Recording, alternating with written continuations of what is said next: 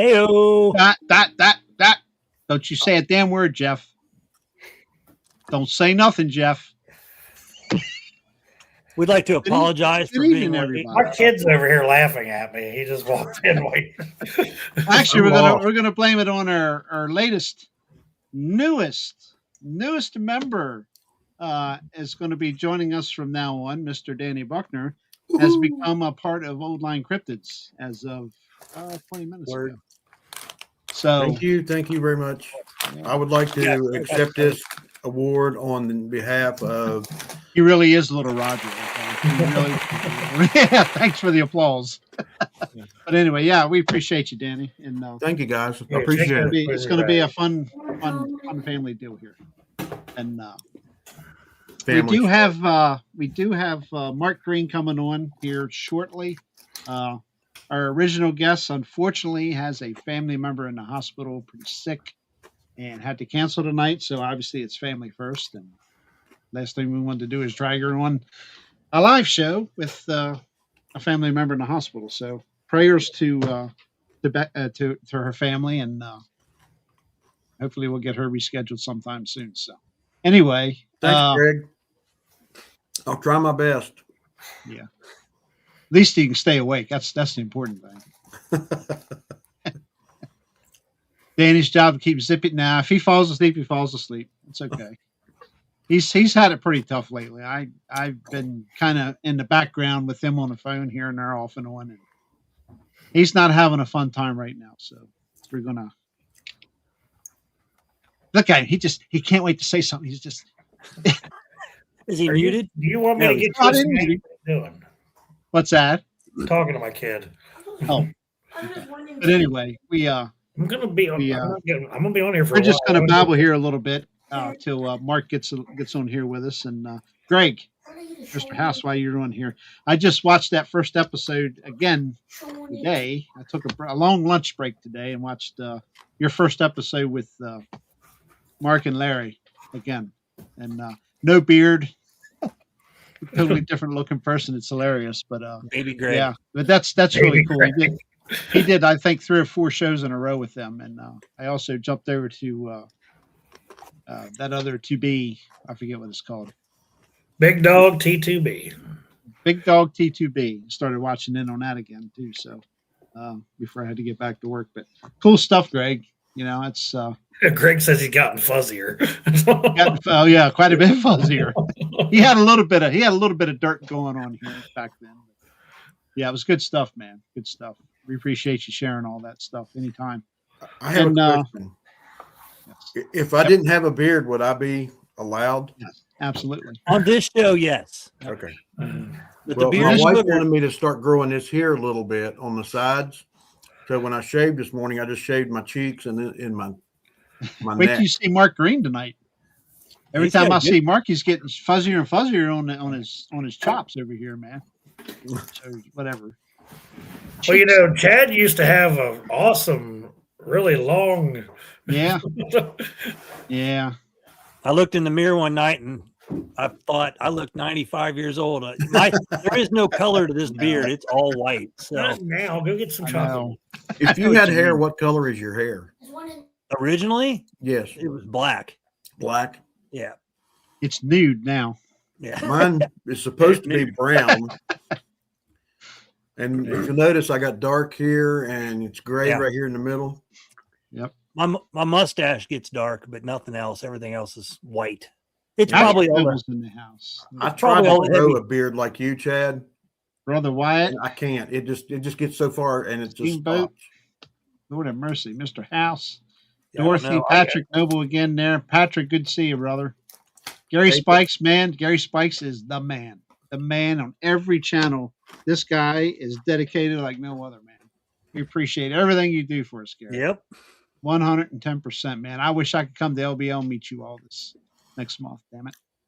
I would like to say hello to my home people back here in West Virginia. Hello, Hillary. Hello, Ken. And Hillary, what did you get me into with this guy?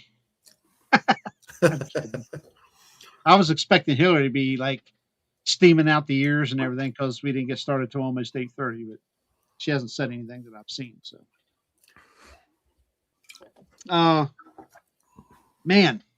I love this subject. I love the people on the subject, most of the people. But it seems like every day, every other day, there's so much discouragement on social media at times. People just need to move on, man. Move on. We're supposed to be in this for each other. Yeah, move on. Yeah. Jealousy gets you nowhere. I'm not When talking you about get anybody in information, particular. you're supposed to share it, and then you learn from other people. That's how Yeah. I've been doing it for the past 2 Yes. years. I mean, Thank you. whether it was a podcast or talking to somebody, I mean, that's the best way to do this. I mean, you got to get into it and discuss everything, and then that way you can learn. Yeah, I'm not trying to, jump on anybody's parade or anything, but hey, we all read the interweb, and it don't look good. It don't look good for you. If you got a problem with somebody, take it up to them privately. Mm-hmm. Don't put it in a public eye. It just makes you look bad. Hi, Dorothy. I'll be there this weekend. This subject, and come on. That's all I'm saying. I'm not trying to create enemies here. None of my business, but if you put it in a public eye, it's everybody's business. But anyway. Amen. I can understand if it's Jeffrey, because Jeffrey's Jeffrey. And Jeffrey's Wendell, not here, but I know Jeffrey can hear us. So Where'd he go? hey, he's taking care of. He's got his kid. So Oh, I looked up. I picked up my trying to phone. I get looked him up and he to was bed. gone. he's either trying to get him to do his homework or get him to bed. So it's all good. But anyway, so we'll just babble here for a little bit. But anyway, Danny, or I'm probably going to end up calling you Daniel's son, because everybody I know that's Danny, I call Daniel's son. That's fine. It's I've a had Karate Kid people thing, call I me guess. that. I've got a lot of people call me Bucky. That's why I put Bucky on there. I got more people call me that. And when I Bucky used or to work Buckwheat, for, would you say? whenever I used to work for Lowe's years ago, back in the 90s, they called me Booger. But I've been called a lot of stuff, and a lot of it's good, a lot of it's bad. But hey, Right after that is when Billy and Greg. I don't missed the understand first that part. I'm not gonna. I'm not looking at say That's flying along pretty good. Excuse me. the order of the beard. Yeah, Billy's got a beautiful beard too. Oh, the beard deal. Yeah, I got a long way to go yet. It's getting long. I don't know how long I'll tolerate it. We'll see. I'll be sending Greg. I call him the beard. I'll be sending the beard some messages about advice. I'm getting tired of getting hung up on my shirt collars and stuff. Greg's got an awesome beard. Yeah, I'll tell you who's got a beard too is Stacy Brown. That dude's got some serious. Yeah. What's this? At least that hat says Patrick something. Noble making fun of me. Oh.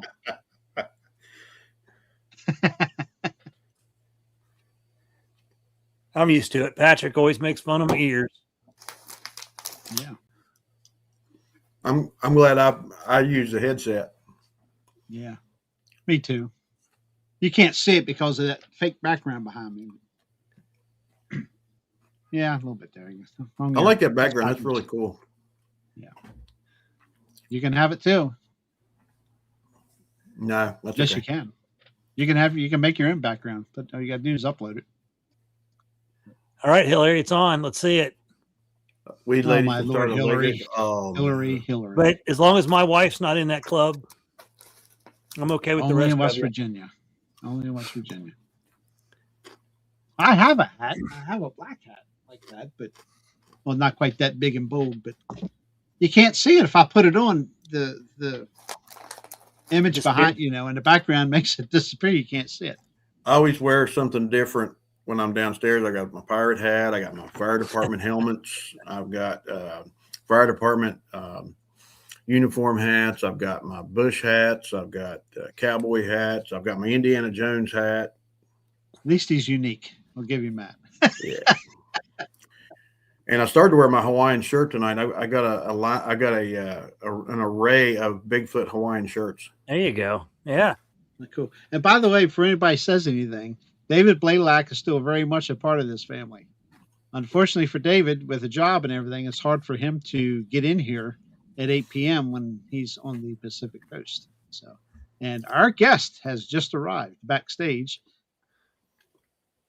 I see him back here trying to calm his beard down. He's brushing his beard down. Look at that bushy beard he's got. Lord have mercy, he's going to pass all of us. Let's bring him in. I think everybody knows this young fella here.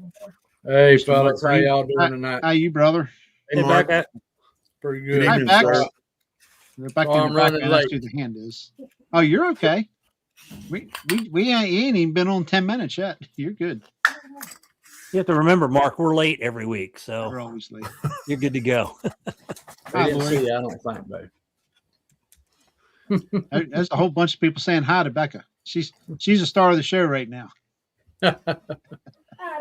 All right, go check on your goat. Picking on the goats. All right, How's Mr. Mark? doing pretty good. Sorry we run a little late. You're fine. Traffic was a little rougher too, and so just how the days go sometimes. You see Jeff's already gone, so Yeah, I see that. So he done fell off the chairs. he done fell off. Of I'm just kidding. He's taking care of his boy. But I'll clue you in here. We brought Danny Buckner on as an extra person in our old line Cryptids crew here. So Good evening, Mark. Hey, Danny, how you doing, man? Doing good, brother. How's it going in your part of the world? Going good, going good. I'm not at work, so I'm doing real good. I hear you. Absolutely. Amen, brother. Yeah. I take Man, you look to at no Chad one. with that big old cowboy hat on. Apparently, Wendell thinks it's too big for my little pinhead, but I can live with it. I need to get Rebecca to bring mine out. There you go. Oh, man. Trying to get a new look. I want that when somebody draws a caricature of me, I want to have something that sticks out. A cowboy hat, why not? Right. And hey, everybody in chat. Good to see everybody tonight. Oh, Cool. How's that? So you can't see mine. I hear you there. All Big right. image cuts mine off. But anyway, I hear you. Got my Indy hat on. And that thing behind me looks like a big rock rolling after me. There you go. Yeah, there you run, go. There you go. run. But anyway, Mark, we appreciate you coming on kind of last second there. Our original guest has a family member not well in the hospital, so she had to cancel. Okay. And I I hate just to hear that. Happened to catch him in one of our chats and on Facebook, and I said, "Hey," and he said, "He's at work, but he gets off early and he had something to do, and now Jeff's gone." Yeah. I didn't do that. I didn't either. He'll be back. He'll be back. Did you do that, Chad? I did. Nope. Okay. He must have done that. I didn't touch nothing. But anyway, Mark was able to call us, and he said he's always got something to talk about. So we're just going to turn the floor over to Mark and tell us a story. Tell us an Alabama story or something. Well, Have you I had told any you next time I would be on, I'd tell you about the watershed story. There you We'll go. go through that again. And Okay. even though I done a video on it a few weeks ago, we'll go through it again. Somebody may not heard it or something, but so back this would have been probably back around 2008, 9, 10, somewhere in that time period. We already knew about me and Keith, my research partner, and then our other buddy Larry that coon hunted with us a lot. We already knew about the boogers. And every now and then we'd change up and leave Creepy Mountain and go somewhere else coon hunting. We either go to some private property or we go out on a national forest. So we decided to go one night out to what most local people call number 3 watershed. And so we went out there. We got out there a little before dark, and there's a creek that crosses the road. And it's a good place to turn out. We had turned out there before and treed coons pretty fast. We waited a little after dark. We just sitting there talking, and we turned the dogs loose. Of course, this is in wintertime, so, it got dark right at 5 o'clock. So we turned the dogs loose. They went down the creek toward the lake. And we just standing there talking, trying to wait, listen, to hear the dogs. And the dogs kind of opened up. There's cold trailing a little bit. And they just hushed. And we stood there for a while, like, all right, what's going on? And I decided, I said, I'll tell you what we're going to do. When they got to the lake, they either had to go left or right. And if you went one way, you could cross a bridge to where they would come to. If you went back the other way, it would be toward a boat ramp. So I told Keith and Larry, I said, I'll tell you what I'm going to do. I'm going to get my truck and I'm going to go back toward the boat ramp area and get up on some of them big hills and see if I actually hear them. So I got in the truck. I drove up the road, maybe a half a mile, something like that, 3/4 mile, went right past the road that goes down to the little boat ramp. And there's another road on up the road that hangs a left that carries you back to the main highway. And I went right past it, maybe, I don't know, maybe 200 more yards. There's a hill there on top. And you can hear that whole area pretty good from there. So I get there and I'm sitting there. Don't hear no dogs. Well, about that time, and we had CBs, and Larry hollers over radio. He said, I'm going to blow the bullhorn for the dogs. And if any of y'all ever been in the woods with a bullhorn, it's got an eerie sound to it. It's got a real eerie sound. Well, he blows that horn, and that thing goes, whoo, like that. And I mean, it echoes through them hollers and everything. And he ain't got that outdone quick enough. And I hear boom, boom, 2 car doors shut. Then I hear wooden, and you can hear a car coming from that lake where that boat ramp was flying. You could tell it was throwing gravel. And I mean, they were coming out of there. So, yeah, Michael. Anyway, I could tell they were coming my way, and I done got nervous. I said, Lord, them people are flying so fast. They come around this curve where I'm sitting. They're running my truck. So I'm getting ready to move the truck.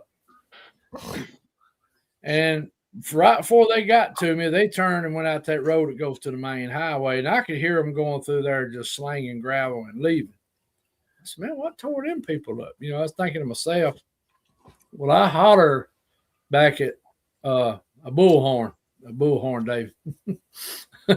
But I holler back at them and said, hey, I don't know what was going on about the vehicle. And they said, well, we're heading that way. We're going down to the boat ramp. And I said, well, I'll meet you there.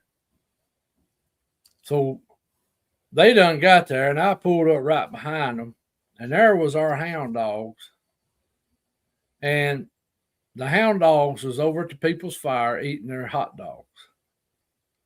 They had some on the grill, but the dogs were eating the ones that wasn't on the grill because they were, and it's still partially packaged there, laid on top of the cooler. And of course, the hound dogs was, making herself at home, and they done got into the hot dog buns, and we started laughing and said, Lord, them people must have thought, what was that? But what we got to thinking too, what got us really tickled, them dogs was probably running around in the woods around them, and they was probably hearing all that commotion. And then when Larry blew that bullhorn, and like I said, if you ever hear one, you'll kind of know what I'm talking about. That thing kind of got a eerie sound to it, especially way out in the woods, middle of the night, at nighttime. And we just got to laughing, and that these people, thought something was going on. Now here, let me back this up. There's been Bigfoot seen there at that number 3 watershed, so. There's been several people have seen them and had some stuff happen, sticks and rocks thrown at them. So these people may have done use some of the stories because a lot of locals know about it. And I told Keith, I said, I guess we need to ride town, get these people some more weenies and stuff, and bring them put back in there, for the dogs. He said, man, Mark, them people ain't coming back tonight. Not the way you left here. He said, they probably ain't coming back tonight. So anyway, we got the dogs and left. We had a good laugh. And every time we get together, sometimes that gets brought up and we get to just pretty much horse laughing over it. And of course, you have to be there to really know what all went on, but it was just, just funny how sometimes things happen in the woods that it ain't really nothing going on. It's another human causing it, and it scares the devil out of people and they leave. So, it was real funny. Probably wasn't not to them people. And I imagine when they did come back to get their stuff, and the Winnies are all gone, and the hot dog buns has been tore into. I can imagine they were thinking. I can imagine the dogs bouncing and carrying on around in the woods there around them, and that bullhorn going off. Lord have mercy! It'd take him long to get out of there. Yeah, I think that's what took place. Was anybody that's been around hound dogs, and if you've hunted them, they sound like an elephant coming through the woods, and well, not even barking when they're running. They're crashing into stuff, and I mean, it sounds like a herd of horses coming or something. You get 3 or 4 old big dogs that weigh 100 pounds apiece, and so that was one of those that I'll laugh about the rest of my life, just because, hey, You scared the daylights out of somebody. Now, there's another one now. Now, I'm going to tell you, there was something with it. But me and Larry, Keith wasn't with us on this, and this was on the company I used to work for owns a lot of land. The Quarries owns a lot of land around Sylacauga. Well, they had bought an old plantation. And if you worked for them, you could get a permit to hunt the property they allowed you to hunt. Well, when they bought that old plantation, see, I used to hunt and fish on that old plantation because we knew the people when I was growing up and owned it. And Cedar Creek, where this name comes from, runs right through part of that property. And me and Larry drove down there one night, and we turned the hounds loose on the creek. We were sitting on the tailgate of the truck. We're just sitting there, minding our own business, talking. Dogs ain't said a word, which is unusual for down there because usually they'll strike a coon within 5 minutes of getting there. Well, they ain't said a word. And about that time, Larry says, "Who's coming down the creek?" I said, "What do you mean?" He said, "There's a light coming down the creek." We got to looking. And sure enough, it looked like somebody coming down the creek, walking down the creek. Because it just looked like a flashlight, somebody walking and it bobbing with them walking. And me and him standing there, and all of a sudden that light goes out just like that. Well, all of a sudden that put me and him in defense mode real quick. Like, now, why did they just turn that light off? Well, about that time, the crashing noise, here it comes, the crashing noises. And we're not thinking our dogs. We're thinking whatever was toting that light is coming through the woods at us at full speed. And, of course, me and him were armed. We always coon hunt. I always had a pistol on me, and he did too. And we both drawed our guns out real quick because I didn't know what was fixing to bust out. And here come our hound dogs busting out of the bushes. They didn't act nervous. Everything was hunky-dory. And me and him sitting here going like, of course, our adrenaline starts finally coming back down. We start relaxing. It's like, well, who's out here in the woods? Who's out here? So I holler out. I say, "Hey, whoever you are, you need to say something." Well, we didn't get no answer or nothing. Well, after a few minutes, I told Larry, I said, "We need to pack up and get out of here. I don't know what's going on." So, yeah. But let me go ahead and tell you a little more about this. So this was about a month later. We went back down there. We turned loose in the same place. And there's a hill across from where we turned loose. And we're sitting there. Dogs strike on the creek. They're going up the creek, cold trailing. And Larry says, "There's that freaking light again." I look over on that hill. He said, "Look at it. It's coming across that ridge." And me and him watched that light come all the way across that ridge. And then it disappeared again. I think me and him was looking at an orb. And I think that first night that me and him were there, Now, this was before I knew about Bigfoot. This was back in the 90s. I think we were seeing orbs. Make a long story short, one night we hunted on the other side of the highway from the creek because there's a big spring in there, and that's where the old plantation house, and there's some old slave quarters still in there and some old barns and stuff. And a guy had cows out there. A guy rented a place from the quarry for cows. And I knew him, and he didn't care if we went in there coon hunt. So we went in there to turn loose on that spring. And that's the night that I really got what you call a full-blown bunch of orbs at one time. Me and Larry sit there and watched them for 30 minutes just floating everywhere. And then they just would disappear. And so to this day, that's, I think, what we've seen over on the other side, on the creek side, was an orb. Now, this one that was going across the hill that night looked like it was the size, of a basketball. Now, the one coming down the creek toward us that night may have been the size of a softball.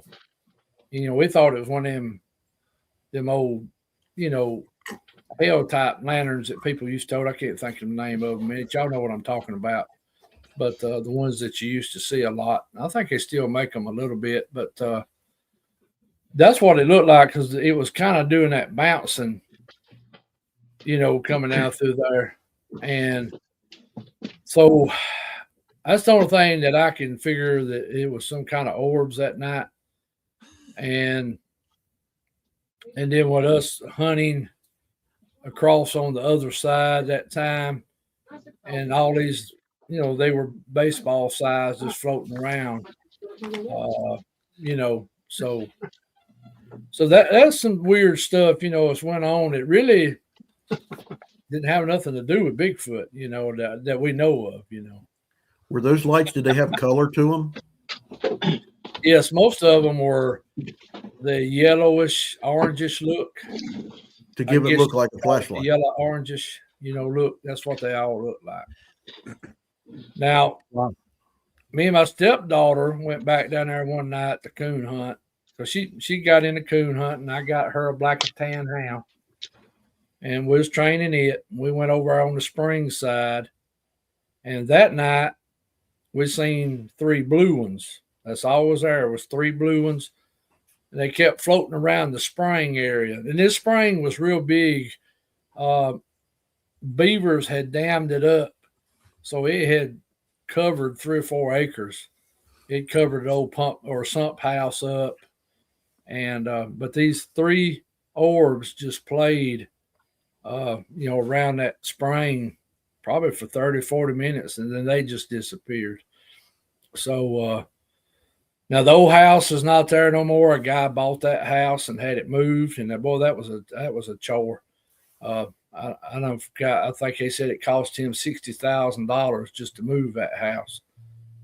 He had one of them companies that come in and move houses, and because it was a 2-story antebellum home built before the Civil War. Now he moved it 5 miles down the road to his place, and he lives in it now. But I had been in that house before, and we went into the basement because a lot of people at the quarry talked about shackles being on the walls, and they sure was. I seen that with my own eyes. The basement was made out of rock. Real pretty, actually, a beautiful basement, really. But on one end, there were shackles on the wall. I think it was 4 sets of shackles on the wall, and you could tell these were hammered shackles. And what I mean, pop rivets, and they were very old. Now, when he bought the house, the quarry came in and filled in the basement, and I imagine the shackles with it.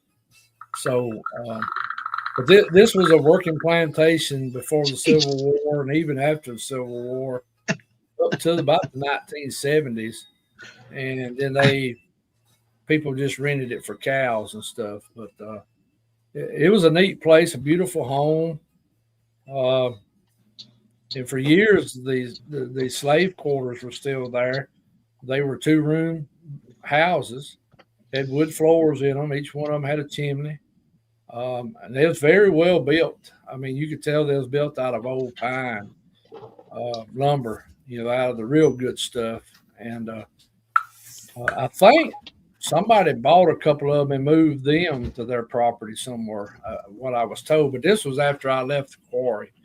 And but there's still an old rock barn there.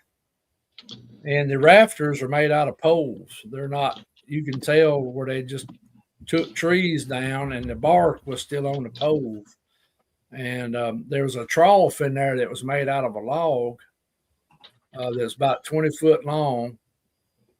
And it was just a log, and they homed it out in the middle and made a trough out of it. And we tried to get some people to go get that and put it in a museum because there's no telling how old that was, but I don't know if it ever took place or not. So, but that's just some interesting stuff that went on. Never heard of anybody having any Bigfoot activity there. When we hunted it, besides the orbs, nothing never went on that property. So Corey still owns it to this day. They don't let the employees hunt it no more because I've asked some of the guys that still work out there, and they said nobody, is able to hunt it anymore. So, in fact, they got an active mine right next to it now, and that's probably one reason they're not letting nobody hunt there because they're mining right next to the property. So that's probably why it's off limits now. But that was a unique place. I really enjoyed hunting there, and because I grew up hunting in there.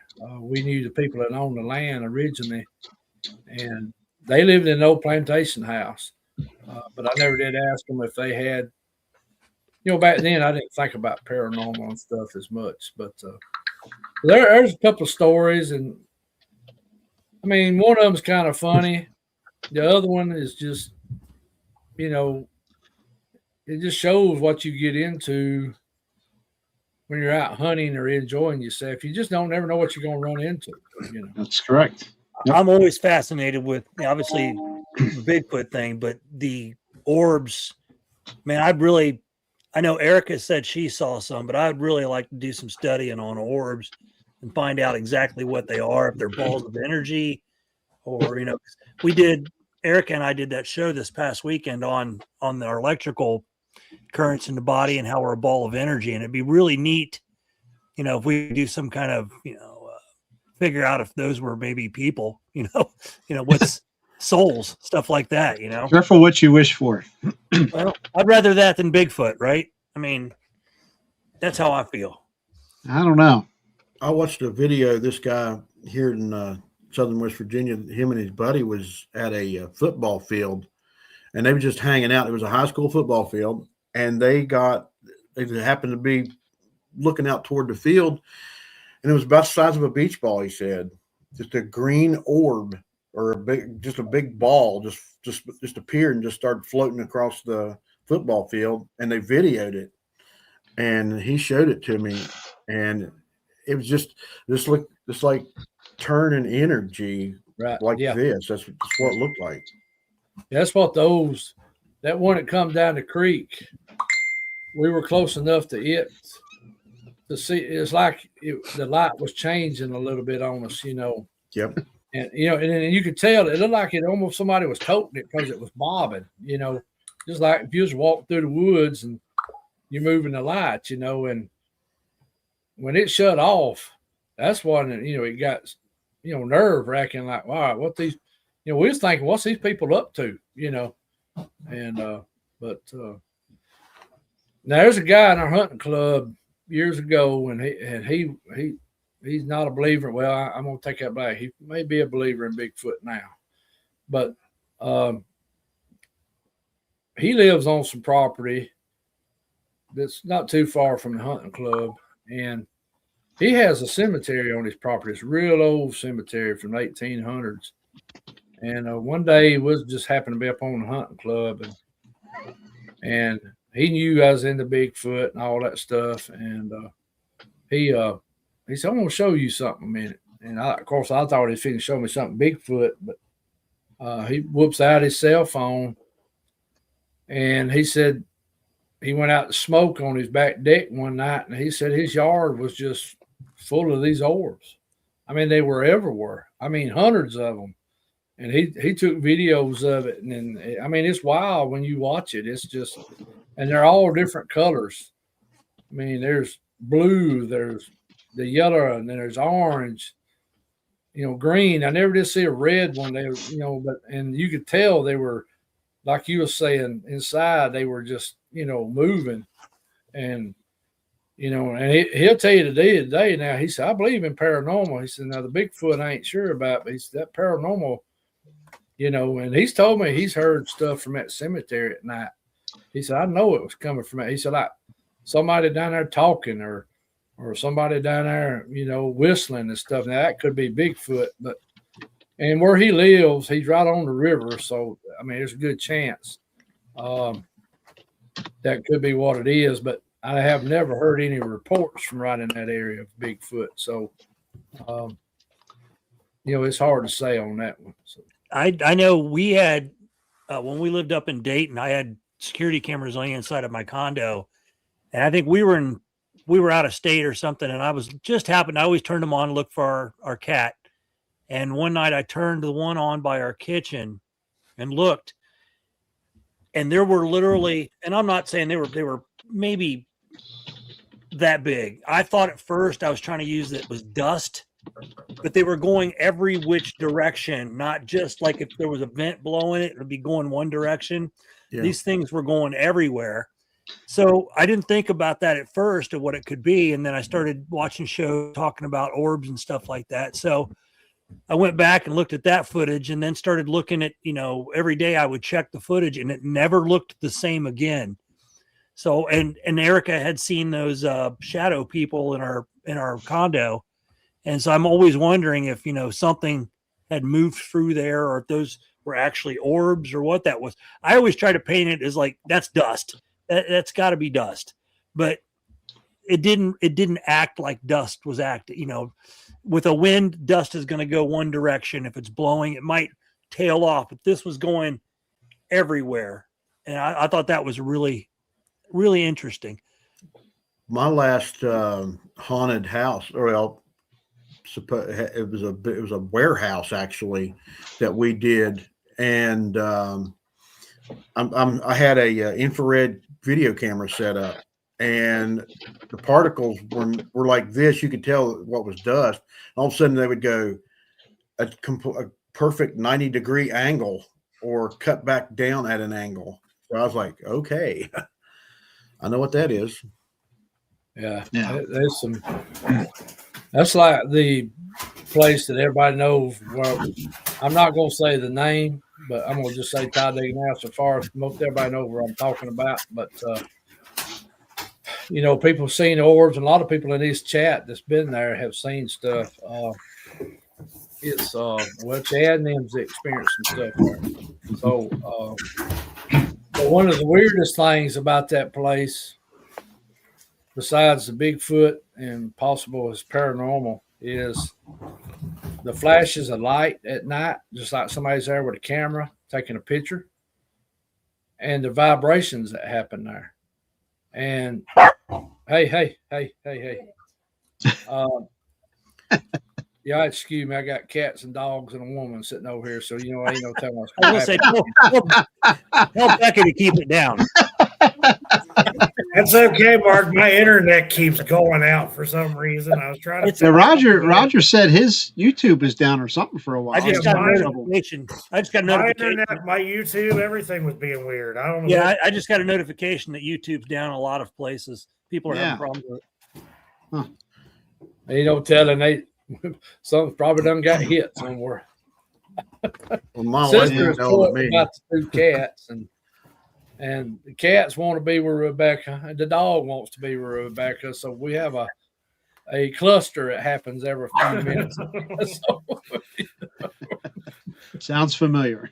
Yeah, when my wife goes to bed or we go to bed, the dogs, all you got to do is look at them. Are you ready to go to bed? And they know what it is. They just go straight to the bedroom. Well, sister, she's ready always to go to bed. But then the cats want to come in there, and she's like, no, y'all not staying in here. This is my territory. And she wants to run them all for 30 minutes while we're trying to go to sleep. They're back and forth, and it gets hilarious sometimes. But, you know. I bet. To go to sleep with Huh. me. She pushes That's me interesting. right off the edge of the bed. Yeah, she pushes Rebecca off the bed all the time, too. She ain't I that wake big. up, I get up in the mornings to go to work, and Rebecca's about almost ready to fall off the bed, you know. All right, Dave. Have you Dave. have you had any more out back with the pointed ear thingies? Haven't seen nothing. It's actually been very quiet. Now, let me say this. That was mine. We had our fire pit this past Saturday night. And I have begun to Cindy. notice something about our fire pits every Saturday night. And Rebecca probably can back me up on this. After everybody leaves, me and her come, get ready for bed, go to bed. Sometime during the night, something's going to happen around here. Oh, It's kind of weird. You know, I've told people before, everybody's left. Well, one night Patrick was still here with me now at the fire pit, and we watched the orb go across the pasture over here, across the road. In fact, Patrick was the one that seen it. He said, hey, what is that right yonder? And me and him watched this orb go all the way across the pasture, and it just disappeared. But going back to the other night, everybody left. I think about 9 o'clock when the last person left, and we got ready for bed because I had to go in Sunday morning. And I got up at 3 a.m. Sunday morning, went in at 5. Well, my alarm clock went off at 3. When my alarm clock went off, right outside our bedroom window to the back on my side of the bed, it was something just went wow, wow, wow, wow, wow, wow, just like that. And I thought cat. You know, I'm thinking cat for a minute. Rebecca said, that didn't sound like no cat. Sister didn't say a word. She did not bark. Now, we got a tomcat coming through here at night sometime making racket, but she'll get tore up about it. You know, she's ready to go out and chase it. And in fact, the other night, me and her went out the door, and that big old tomcat was sitting at the edge of the car, and here we went. You know, sister went after it. Well, the other night or the morning when that took place, sister never budged. She never moved, never barked, and she wouldn't get out of the bed. So, no, I ain't ready. I ain't got no Doberman. Dobermans. But Yeah, really tall, big Dobermans. so I don't know what went on there. And of course, I got up. You know, I was getting ready for work. And I walked out the door 30 minutes later. And, of course, I shined the light around. Of course, it was trying to rain. And that was what was weird, too. I don't know of many cats that run around in the rain. You don't hardly ever see a cat out in the rain. You know, they're going to go for cover. Maybe I'm wrong. Maybe somebody can tell me different. But You don't normally see that. At least That's No, the norm. That's the norm. usually a cat is going to be under something when it's raining. It was raining pretty good when I left. I mean, if you stood out there for a minute, you'd be pretty wet. You know, it was coming down pretty good. Right. And when my alarm clock went off at 3, it was raining pretty good. But we had all that racket. Because even Rebecca said, what was that? And I said, well, I think it was that tomcat. And she said, I don't think that was a tomcat. But, I mean, I don't know because I didn't see it, so I have no idea. But What about tracks? You didn't see now I have a sidewalk that is right there behind the bedroom. Is a sidewalk that goes out to our pavilion, and then we got our little flower bed there, and we put leaves and stuff in there during the winter. So when I left, I didn't go look for tracks. I had to get on in the car to get to work. Plus, like I said, it was raining pretty good, and but now I found tracks here. Some of y'all have seen them because I've put them on places. I had a good one be 2 years ago, February. where it was going from probably getting the cat food for the cat we leave outside. And I figured it was heading to our garbage can the way it went. And that one was 18 inches long, one impression. We found some little ones around the ponds before that looked like maybe a young one. And this was the middle of wintertime, January. I don't know. We don't have no little kids running around on our property that I know of. And we found those. And then I found the one in the front field. Everybody kept telling me that was a dog man track instead of a Bigfoot track. I had several people say, Mark, I think that's a dog man track. And possibly it was, because this August is when I seen what was standing there in that cutover behind the house when I was out there plowing my field. So seeing that right out here, and I found that in May, and then seeing that in August in the wood line, or back a little further than the wood line into the cutover, and seeing that what pretty much thinks was a dog man. But I remember when you showed me that one. Yeah, the one up here in the front garden. Yeah, Yeah, that looked more like some sort of canine type to me. Yeah. I think it was 9 or 10 inches long, but it was real wide on the front. I mean, on the front was real wide, and the heel was real narrow on the back. I just thought maybe a Bigfoot had put its foot down but didn't go all the way down. And there was only one track there. That's the other freaky thing about it, was there's only one track there, just like this one that was going from where we feed that outside cat to going to the garbage can, which the little spot it stepped in was where it was just dirt. And and there was just one print there. So, and then a few years ago, we found some out in the big field. This was even before the corn patch pictures. This is when we had some okra out there, and Rebecca was out there gathering okra, and right beside it was a big pea patch. And she called me out there. She said, "Hey, this looks like footprints." And I tried to follow the footprints into the pea patch, and you can see where whatever it was had stepped on some of the pea vines and pushed them over. You can see some of the impression there. And I can't remember how big that one was. How big was it, Rebecca? You remember? Probably They were big. 13, 14 inches, something I like don't that. have Yeah. enough of that. Yeah. So, and I don't know, if it was trying to, if it was getting okra, or if it was getting peas, or if it was just walking around, it's hard to say on that one. Mark, I think I told you this, but Dad, I sent him another picture of that corn patch the other day. He's like, "Man, I can't get over that." Yeah. That corn patch, that's just one that still is just strange to me. Yeah. Probably always will be. When you showed my dad those pictures, he's like looking at me, looking at the corn patch, and he's going, "Man."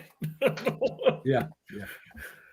I'm gonna tell you, and I really glad that Miss Bama and Blue Eyed was watching that videos, because they're the ones that caught that stuff. I wouldn't even caught that. They're the ones that caught that stuff. And Miss Bama, I put that video out. I think it come out on a Wednesday or Thursday. And Miss Bama, the next day, texted me and said, "Hey, Mark, you need to go look at your video." And I said, "Why?" She said, "There's stuff in your video in your corn." And she started sending me the timestamps. And Lord have mercy, it blew my mind what was in that corn patch with me right there 20 foot from it, walking around with a video camera. Yeah. And sister was with me that day and never acted like anything was going on. Now, she finally disappeared and come back up here at the house. And then in that video, you can hear Rebecca cutting grass. You can hear our little tractor up here around the house running. And here I am. I'm just walking around talking on the video like ain't nothing happening. And the whole time they over here just looking through the corn at me. And, you know, I'm like, Lord, you know, when I went back and watched that video, I said, Lord, I mean, we figured there was 6 or 7 in them pictures, you know, and, you know, they were spread out in there, you know, especially old Big Blackie. That's what I called it, old Big Blackie. That thing is tall, whatever that sucker, because that corn's what? 10 to 12 foot tall. It was that. I wasn't sure what kind of variety you had there, but it looked looked kind of like our silage corn. It's a Jimmy Red. It's a heirloom. Yeah, it's an heirloom corn. It's heirloom corn, and it's a field corn. So most field corns doesn't get that tall. Yeah, they get to 9, 10, 12 foot tall. I've even seen them 14 foot tall. Yeah, some of that corn, it'll get real tall, but it doesn't have a real good stalk. No, they real thin. Yeah, and they break over easy. Stalk. But it's a good meal corn. That's why I planted it, is to grind it for meal. And they say it makes a real good, corn meal. And then once we figured out, when Miss Bama, contacted me, I went back out there the next week and done another video, and darn if I didn't catch more in there. So they were hanging out in that corn patch for a while. Could you tell if there was any corn missing, or? Yeah, there was corn missing. Yeah. And watermelons. Watermelons. I had a watermelon patch right next to it. How big of a patch is that, Mark? I don't know if I ever asked you. It was probably an acre of corn. And then the watermelons next to it is about an acre. Now, I know deer, whenever they go through a pumpkin patch or a watermelon or even through peas or beans, I've seen them just go through and just tear up one whole side one day and come back through the next and do that. You should see what they do to our silage corn. Yeah. Oh, man. Well, this was what's weird. The deer were not touching the watermelons or the corn at that time. There was no deer damage, or because usually deer will pull the stalk down, or if a coon, he'll grab it, pull up the stalk, right, hang on it till it falls off. The corn that was missing is just like I went out there and pulled it. Yeah. In other words, I shoved grab it it, off. pull it off like that. I have, Mark, I don't know if I ever told you this, but I have found spots like that where it looks like something ripped the ear off. Because usually you can tell deer damage. Because like on watermelons, this is what makes me mad about deer. They'll bust one and they'll eat 2 or 3 bites and they'll go over here and bust another one. Instead of eating the whole watermelon, they'll just go through and bust a bunch of them. And then a coyote, when he does it, they'll try to pull the watermelon to the end of the field and eat it. I don't know why they do that. Why do they like them things? You've told me about this before. I've never understood why a coyote would eat a watermelon. Well, I mean, it's sweet. Hey, Mark. But I had a big field years ago. I had a 10-acre field of watermelons, and every time I'd pull up over, I'd have watermelons laying out in the road. And you could tell the vines would still be attached. And when you get to the watermelon, there'd be bite marks all in the watermelon. And then finally they'd be able to bust it and they'd eat part of it out. And that wasn't the deer, that was the coyotes. And because I got to talking to a guy that raised a lot of watermelons, and they went to wearing out the coyotes because the coyotes were eating them up, eating their watermelons up. And he told me, he said, we actually watched them do it. He said, we went out there at nighttime with night vision, and they got a permit, just kind of like you do. They got a permit to shoot at nighttime, and they were catching the coyotes. Coyote would grab the vine of the watermelon and start dragging where the watermelon come with it. And they'd get it out there in the road. That's when they'd go to fooling with it. And, it's just crazy. And damn vegetarian coyote. Let me Well, can a I ask buddy you of mine this. says they'll eat corn. Because I My used buddy to, that passed away a few years ago, he had a big patch, and coyotes were dragging the corn out of the field eating it because they found their tracks and everything. So I've I seen the guess they deer get hungry yank up. enough, you know. I've seen deer yank corn stalks out of the ground here. I don't Yeah. know if you've ever seen this, Danny, but I've watched deer beat each other over the heads with corn stalks. Let's just say when that happens, the crop damage permits come out of the console of the vehicle, and and things happen. yeah, things happen. Well, when I used to work in a garden center, and people, this is how I found things out about deer and what they eat. A deer will eat what they like, and they'll leave the stuff that they don't like to the side until they don't have anything they like, and then they'll eat it. Could that be the same way with the watermelon? They're just eating, just take a bite out of it and realize what it is. They don't like it, and they just go to something else. Could have been. Mark, what They was it? even got so bad here, they started eating the tops out of our okra. Rebecca plants what they call burgundy okra. It's red looking okra. It's real pretty Okra? okra when it grows, and when you cook it now, it turns back green. But Okra. they started eating the tops out of the okra plants and eat the okra. And me growing up, I never seen deer eat okra till here. And that just, I don't know if it was something about that burgundy they liked, because I always grew Clemson spineless, and I never had deer touch that. And then when we started planting that burgundy here, they just went through it like it. They was just like corn to them. They was wearing it out, you know. What about plants around your house? Not really. They don't mess with the plants around the house too much. Now I have a lot of oak trees here, so they do hit the acorns pretty hard. You know, so They got enough crops, they don't damage the yeah, that's true. There's enough crops around here. They don't want to have to. They don't want to have to deal with Becca. Pyro has something here. Do they eat watermelons while they are sweet, or let them rot a little? You think?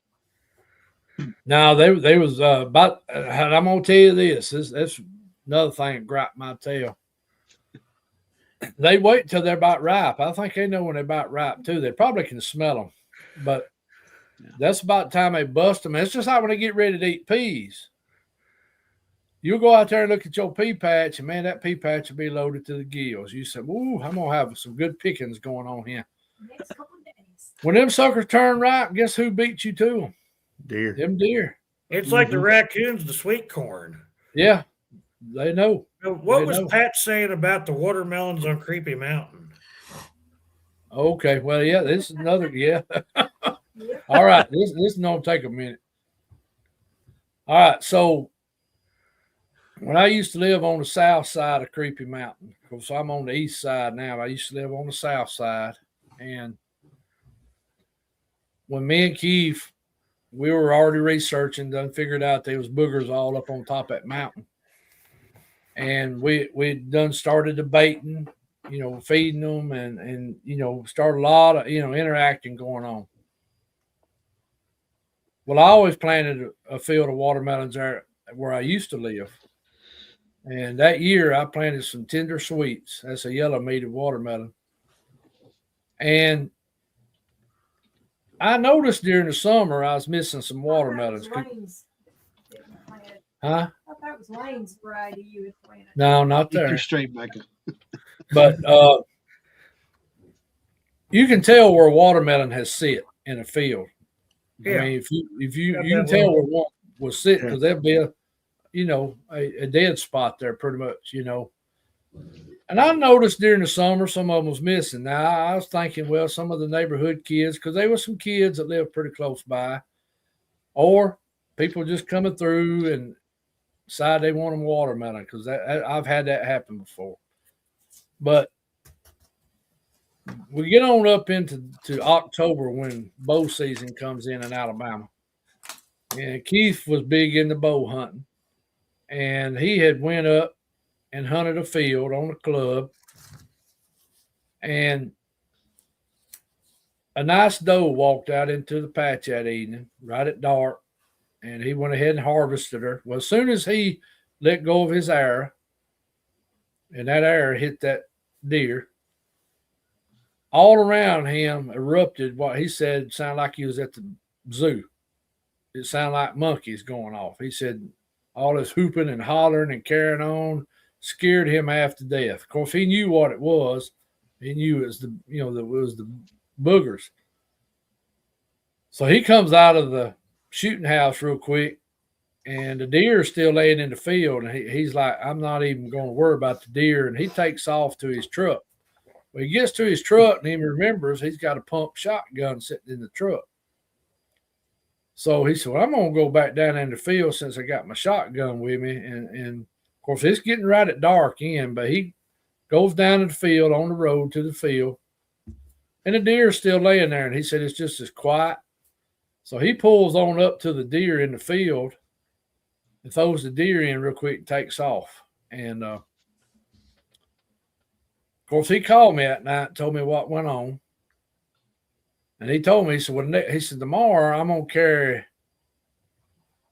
what I have left over from cleaning the deer, and I'm going to put it back out pretty close to that green field since they were there. And I said, okay. Well, the next evening, about 3 o'clock, 4 o'clock, I get a call from him, and he's up on the club. He said, hey, can you come up here real quick? I need to show you something.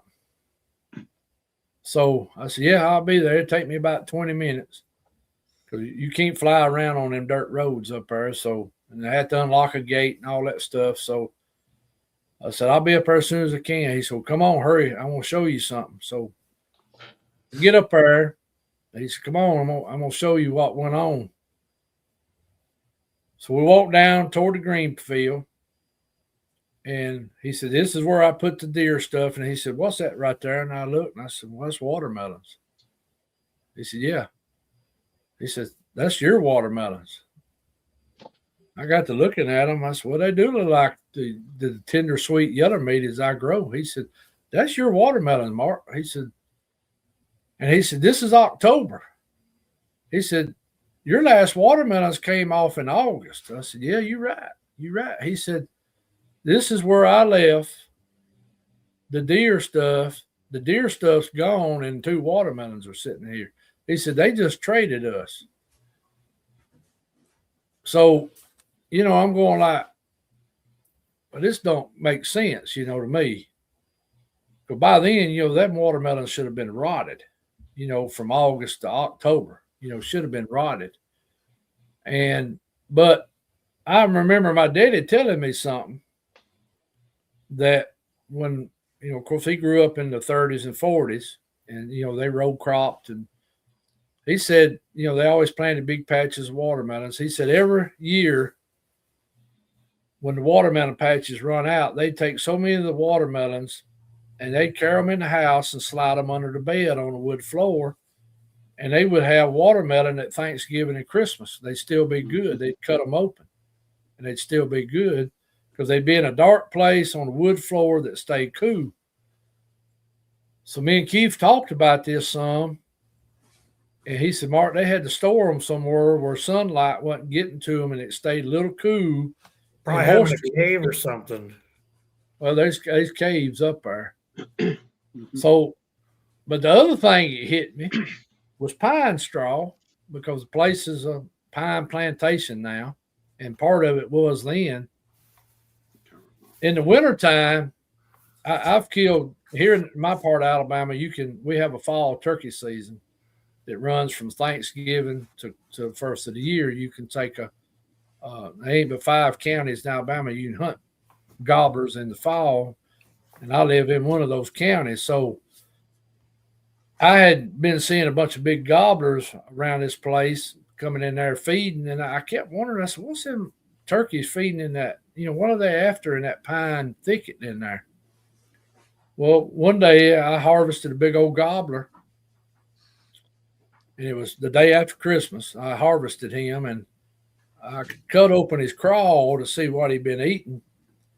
and he had them big black grasshoppers full of his crawl.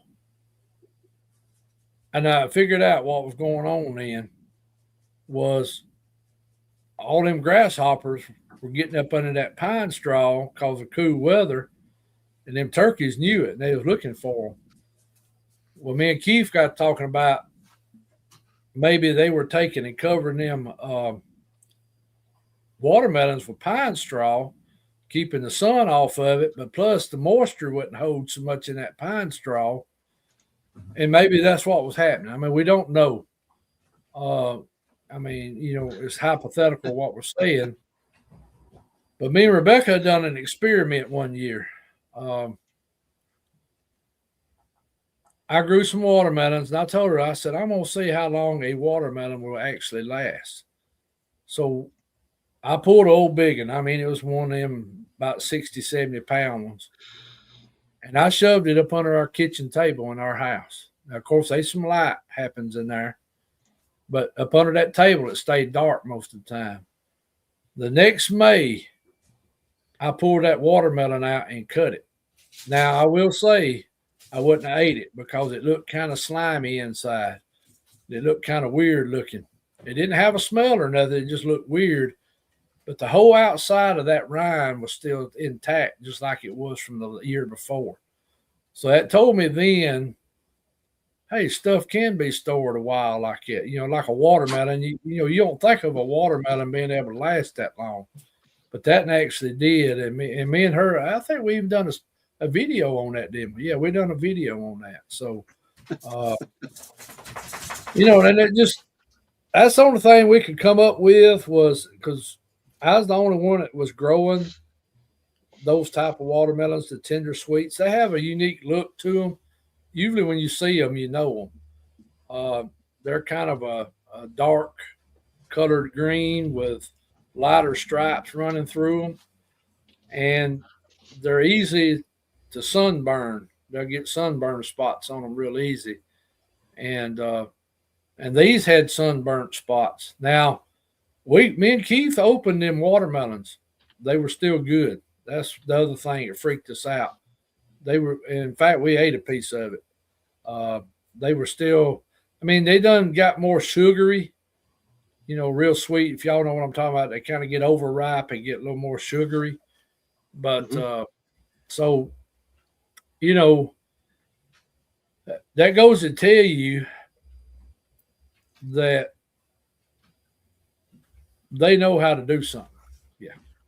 What about corn? Did you ever find any corn like that at a different location?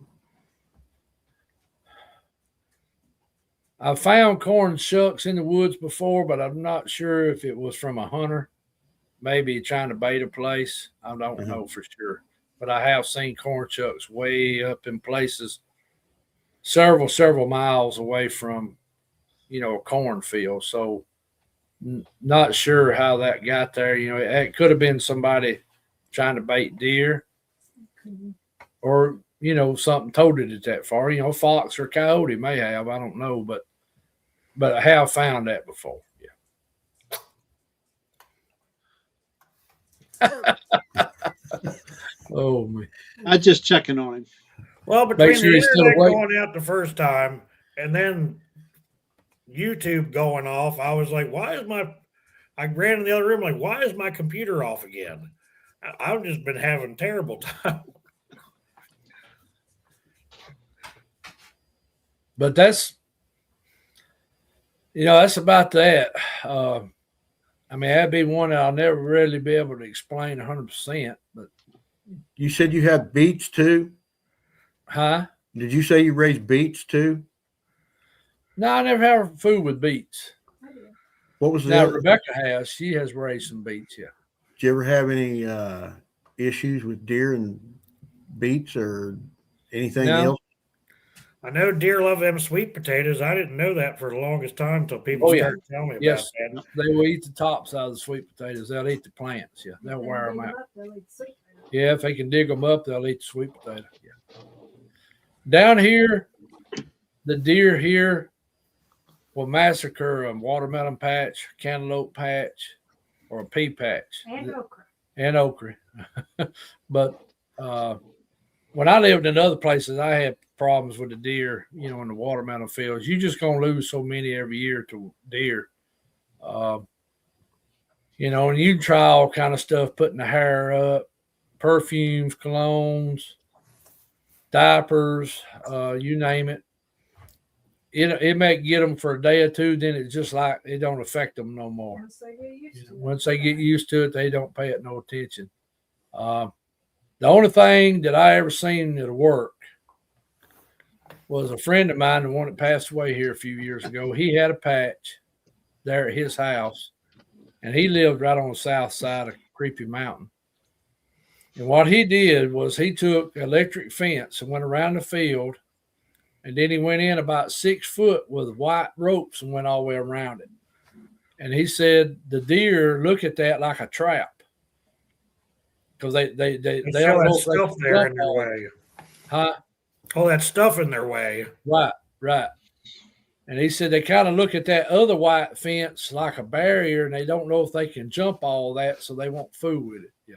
So, yes, they like pumpkins too. Yeah, they'll wear them out too. Mark, there was a place down here on the shore where the Sika deer are that I told you about. Yeah.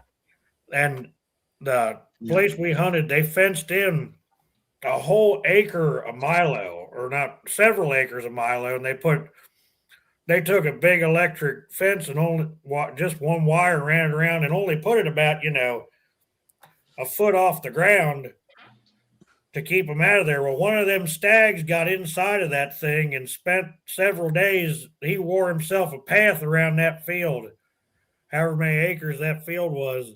Yeah. And I actually helped him tear that fence down. And I'm like, how in the world did he get in there? And then he just couldn't get out. Right. Oh yeah. Yeah. Little bitty Well, legs. My buddy that year didn't lose a watermelon to a deer or coyote or anything, but he put a 3-strand electric fence up and then went right inside and went around with that white rope.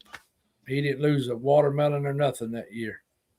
So, and if I ever grow a big enough patch again, which I probably will here pretty soon, probably not this year, but maybe next year, I may plant an acre or two, and that's what I'm going to do. I'm going to just put electric fence around it, then go around the inside with the white rope and see if that'll break that up, Now, was it you that told me that all the peaches went missing at your parents' place when you went over there?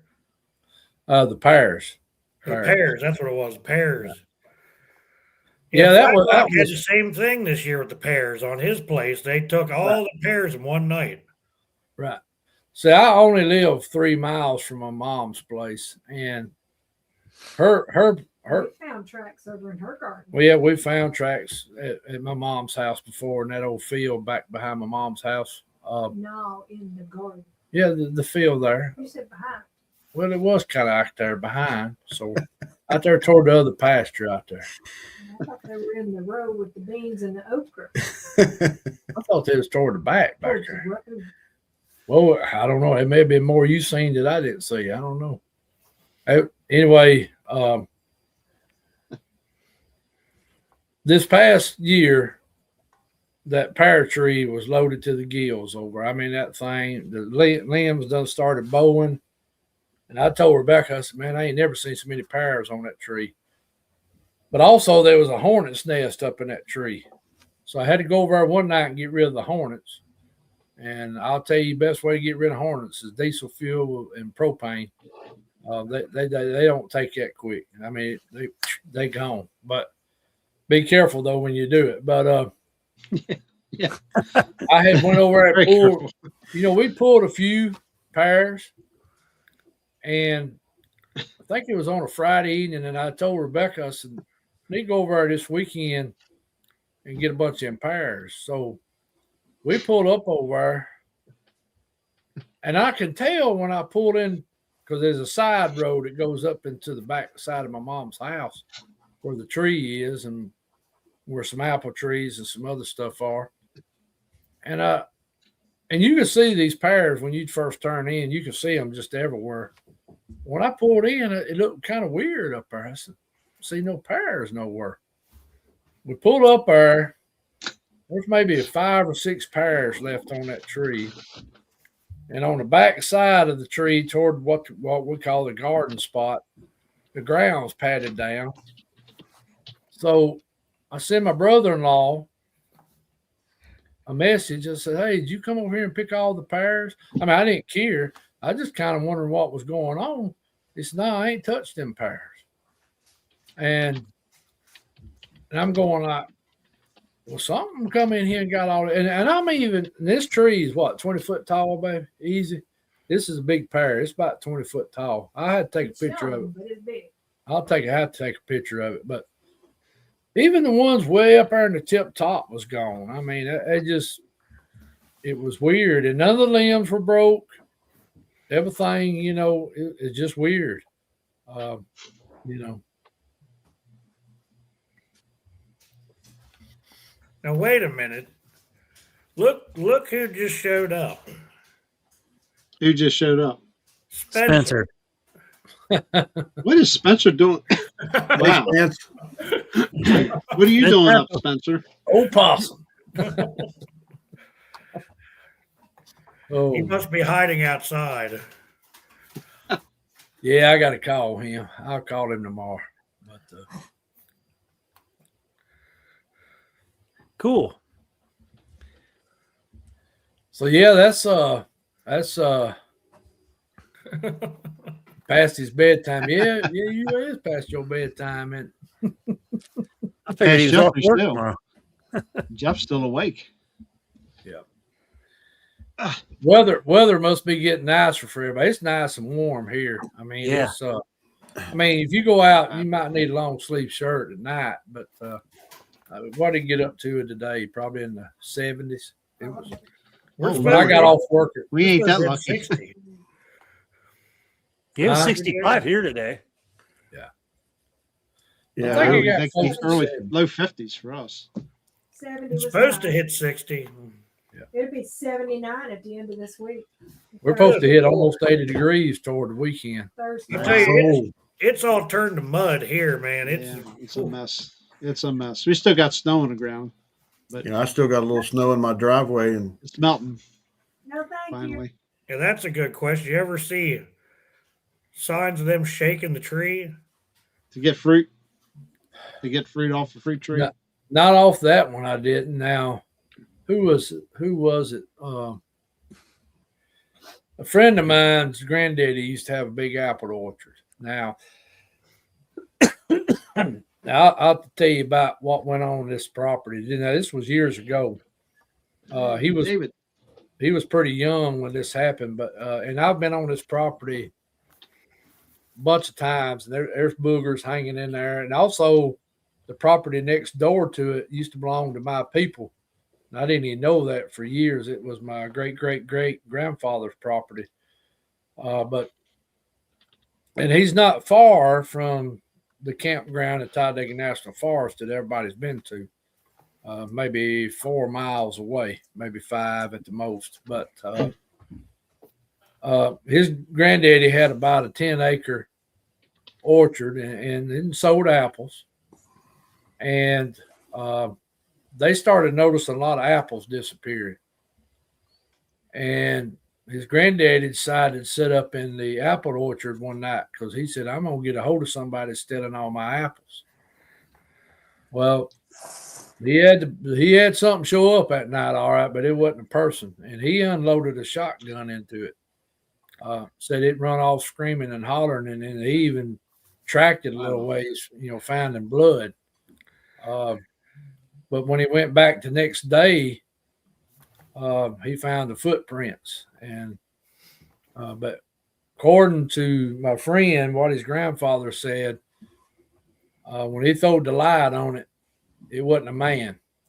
It was a Bigfoot. So, and he's had him on this property for a long time. He was on Finding Bigfoot, the Alabama edition with us.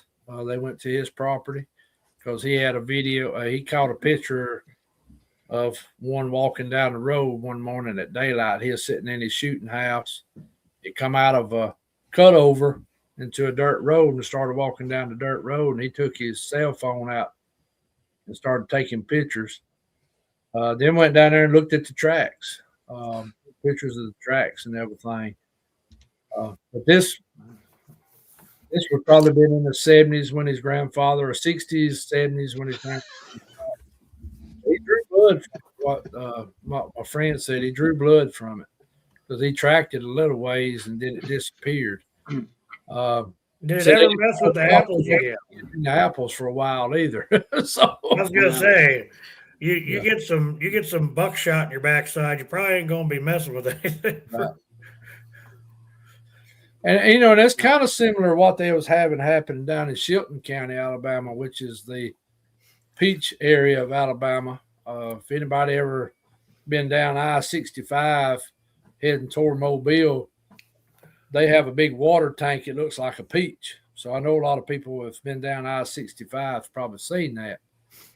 But back in the 50s and early 60s, they had what they called the peach monster.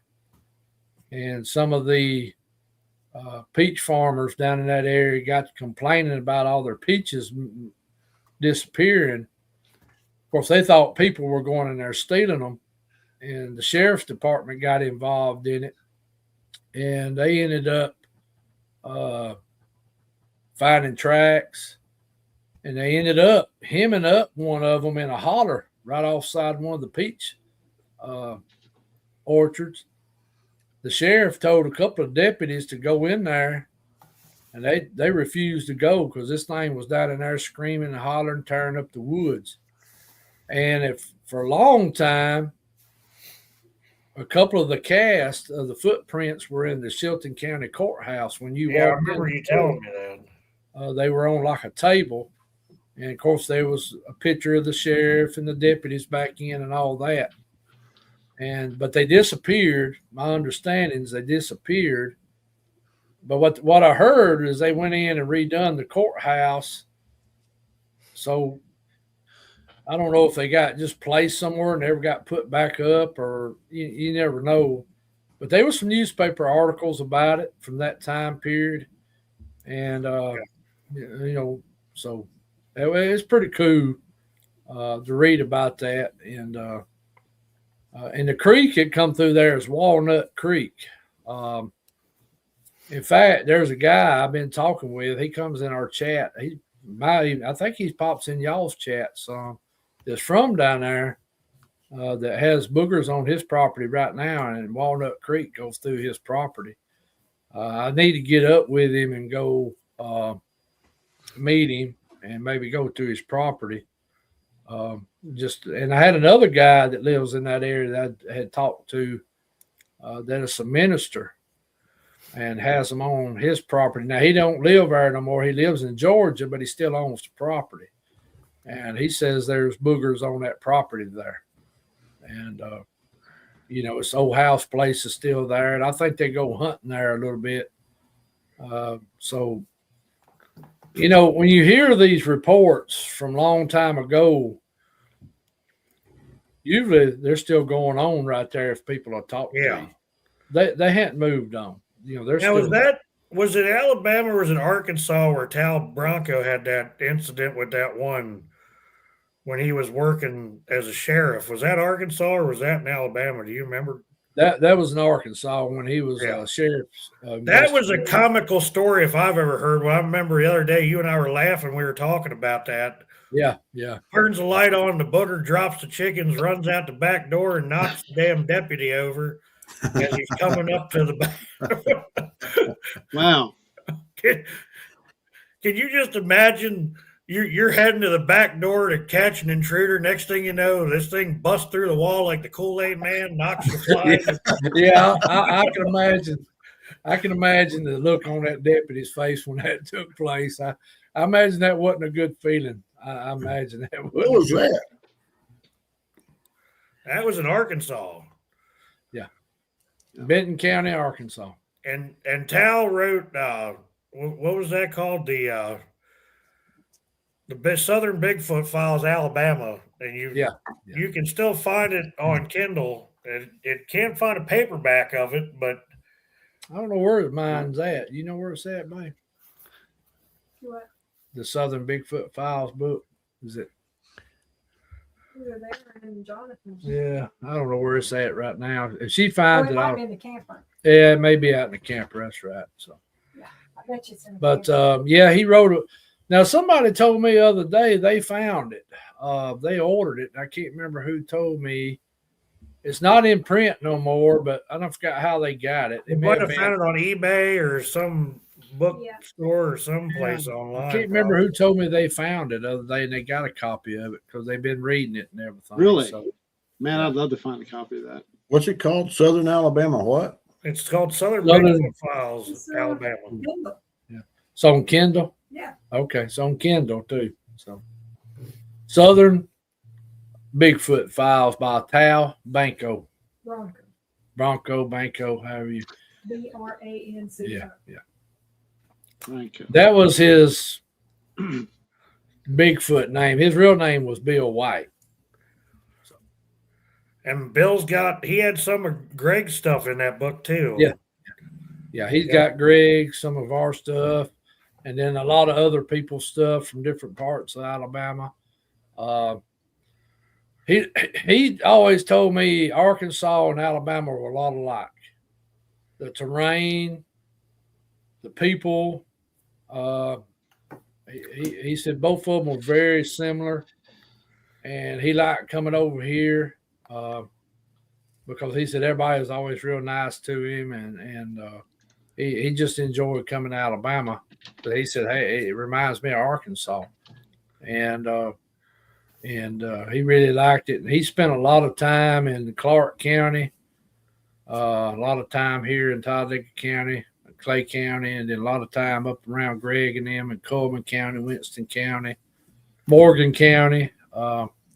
He spent a lot of time, and he went off by himself a lot. oh yeah, Pretty much all the time. yeah, he would come and stay on Creepy Mountain sometimes a week by himself, and he would tell me, because I'd tell him, I said, Mr. Tyler, I got to work. He said, no, ain't no problem, son. I want to be by myself anyway. And he said, I don't mind you coming visiting me, but I want to. So I still laugh when Greg was asking him, "You got any protection with you?" He's like, "I got this little 38 air weight," and he's like, "What are you gonna do with that?" He's like, "Oh, it's just for the snakes and stuff." he experienced a lot of stuff. Yeah. A lot more than he told a lot of people. Well, he had that buggy he'd stay in, that homemade thing he'd the pull booger up buggy. in there and camp in. Yeah, his booger buggy. Yeah, but the one that Pat Rance has now was very similar to what Mr. Towle had. That's where Pat got his idea from, was from Mr. Towle. And now he done a little more modification than Mr. Towle did, but Mr.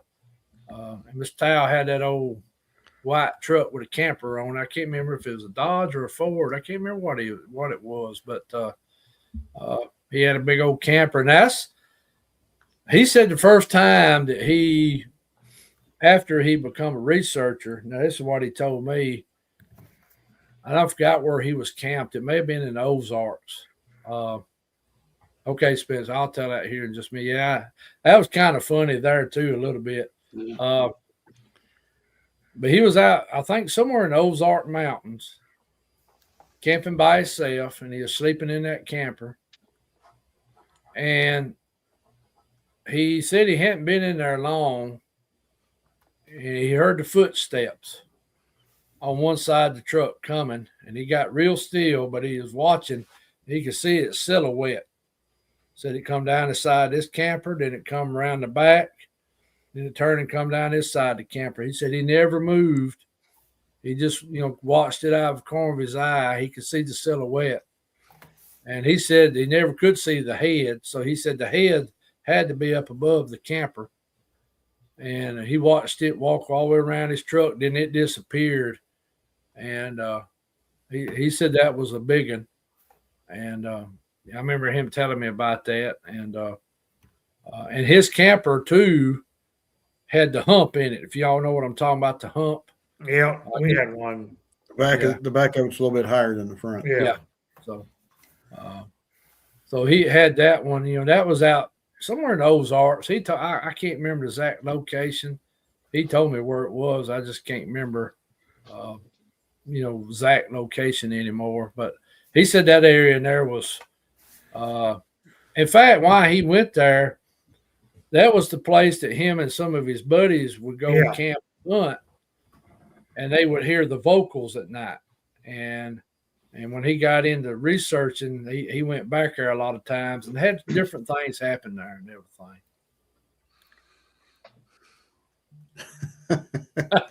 That's a good deal there, Hillary. Good idea. Yeah. Hey guys, I hate to bust out, but I've got to go. I've got to make a couple phone calls still before I go to bed. So I thank you for inviting me. I'll see you guys next week. Yep. Mark, good talking to you. Yeah, nice to meet you, Danny. I've seen you on a couple other shows, but you're a very, very interesting man to listen to, and I love you. Legend, man. Mark's a legend. The man, the myth, the legend. Yep. But, guys, I will talk to you later. All right, Danny. Thank you, buddy. All right, See you, everybody. Danny. Thanks for the. Have a good night, man.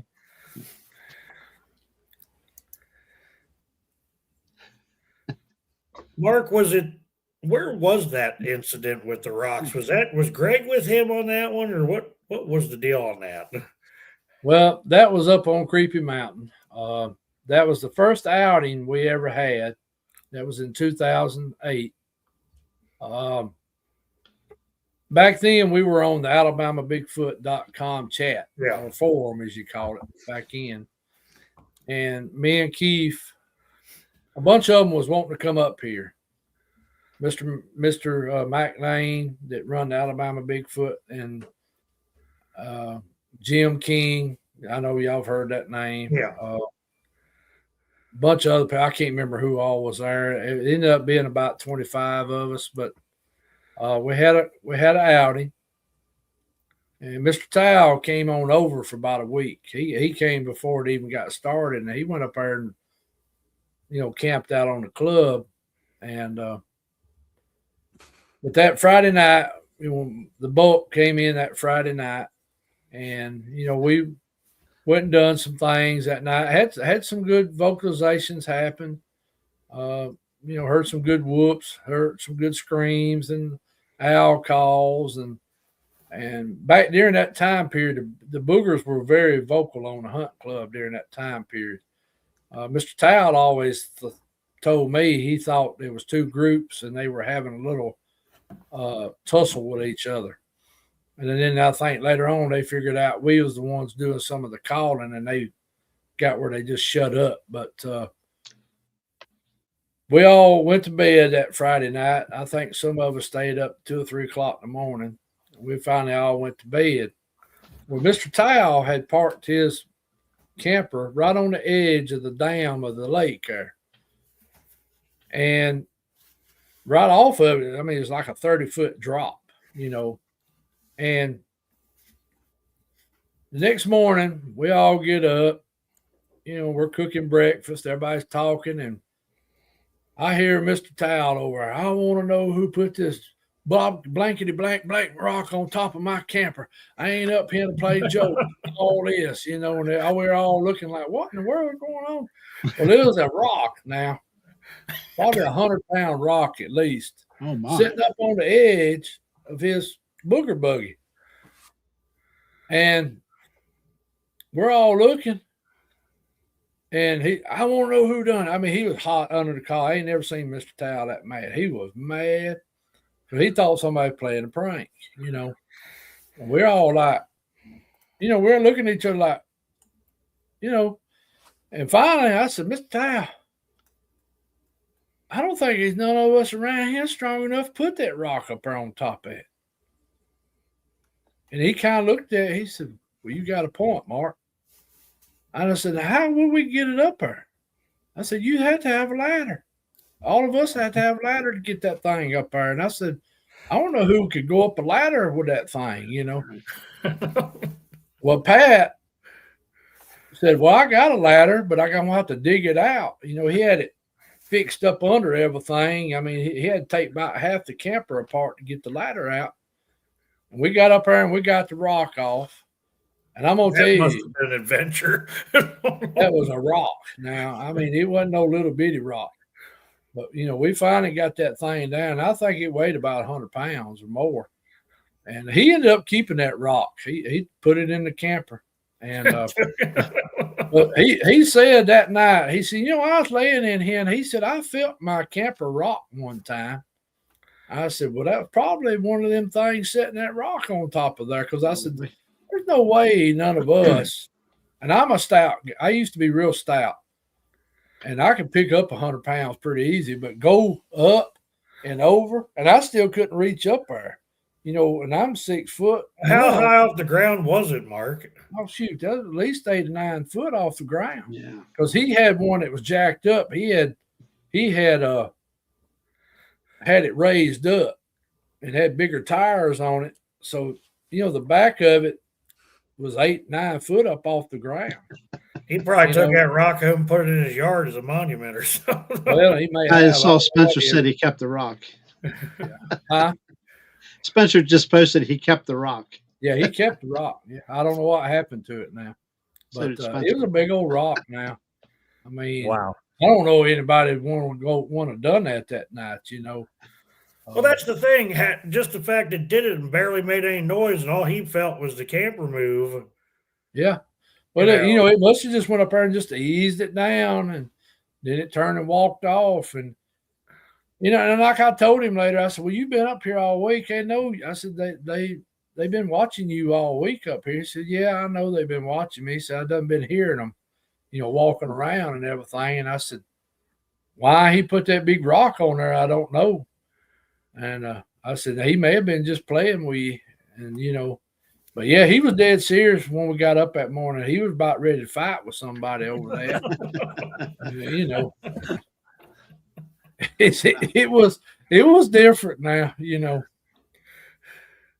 But, I mean, we just have all kind of, I'm going to say this, we're serious in the Bigfoot field.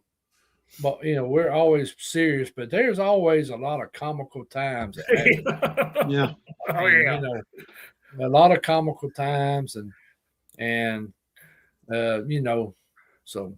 Well, you had me laughing telling me that story about what happened with that girl that was staying in the camper when that one went out when they woke that one up or whatever that night, going out to the camper back in, what was that, December? When your friend spent the night in the camper? Oh, yes. That's when my stepdaughter's friend came to stay, Nikki. Well, her and her husband got here late. Well, they got here about boyfriend. I had to let me forget that all. I told you I had a woman sitting there with me. Gonna critique me on everything. But she knows I'm playing. But I was about midnight when they got here. Yeah. So I was at work, of course, that night. So this is right before I went to day shift. But they got here around midnight. Of course, everything here got stirred up. The dogs, the turkeys, the chickens, everybody got disturbed when the people came in at 12 o'clock at night. Of course, they come in the house to use the restroom, get the key for the camper. I mean, so everybody was disturbed, woke up, Well, they went out there to the camper, and she was unlocking it, and right there toward the rabbit barn, they got growled at. And she said she knew exactly what it was when she heard it. She's one of the ones that see it. Yeah, because she's seen one before with us out in Talladega National Forest way back yonder, but she said it went just like that, and she could tell it come from the rabbit barn. Well, of course, her boyfriend said, well, what was that? And she said, you don't really want to know. Let's get in the camp.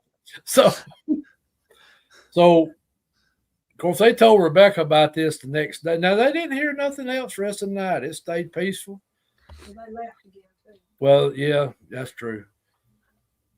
So Rebecca tells me about it the next morning.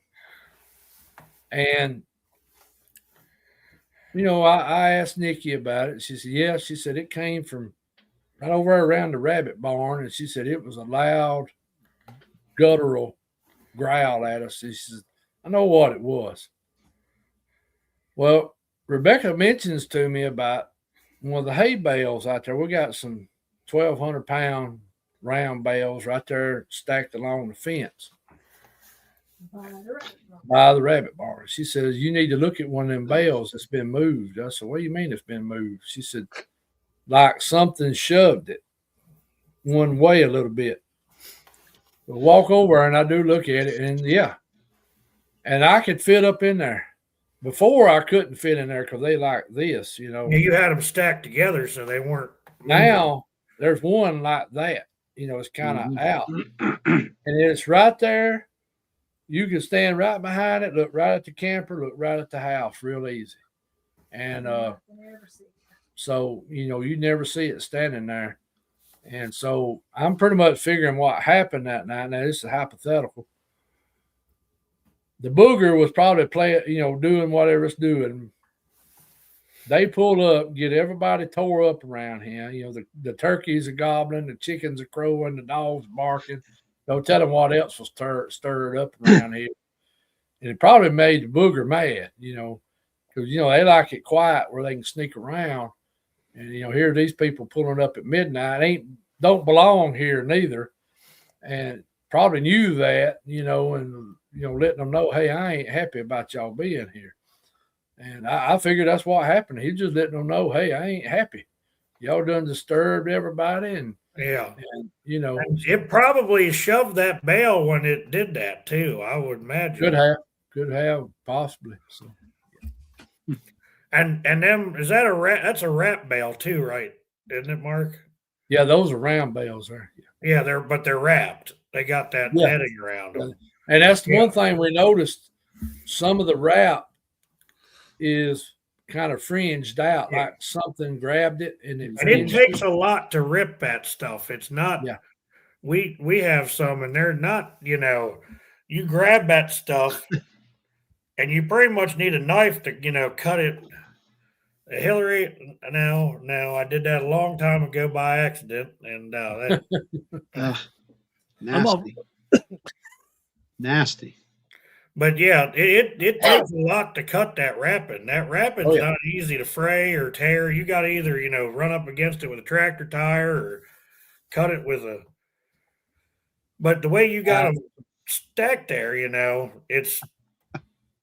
you got them shoved up next to each other. It's not easy for something to move it. Shut up. No. Now they're sitting on level ground too. They're not sitting on a slope or nothing, so it's level ground. So I figure the booger was right in there when they pulled up. He probably went to watching. They got everybody stirred up, probably ticked him off too. So he wanted to make a little commotion too and let them know he was there. And I think that's what took place. And I can't remember if the rabbits were a little nervous during that. They were. Yeah, I was thinking they were, but I couldn't remember. That's something else that I have noticed here is sometimes the rabbits and chickens get jittery. Yeah. And when I walk out there with my hoodie on, like I pull my hoodie up, they really get freaked out.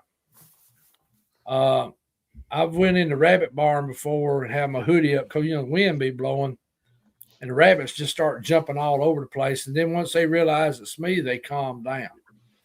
And then over here, I got a rooster. If I walk in there with that hoodie on, he goes berserk. He wants to start jumping on me. Now, if I don't, he kind of backs off, you know, like he knows who I am. But, and you know, you go thinking about that hoodie makes your head look calm looking a little bit. Yep. And I'm a big fella. You know, here I am coming in that chicken pen and that rooster's like, And then, you know, the rabbit's acting funny. And I have seen a few of the goats act funny sometimes out there. I've seen them act real nervous. Now, do those roosters ever get like that black, like that stress mark on their combs?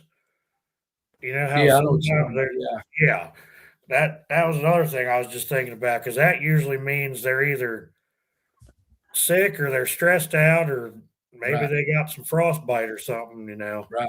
Right. But normally that's a sign of stress on a rooster for whatever reason. No, Patrick. I don't know if I told everybody about this. This is Yeah. funny. Patrick just said something about it. We carried Chris Reinhardt and Bud and Adam up on Creepy Mountain back in September. Y'all probably seen some of the videos that Chris and Bud and them's made. So we went up and stayed on Creepy Mountain. So we went up there and we was riding around that first night. And I'm gonna tell you, the spiders were out, and I'm talking about some of them look like they was that big. Them old big wolf spiders now. Mm-hmm.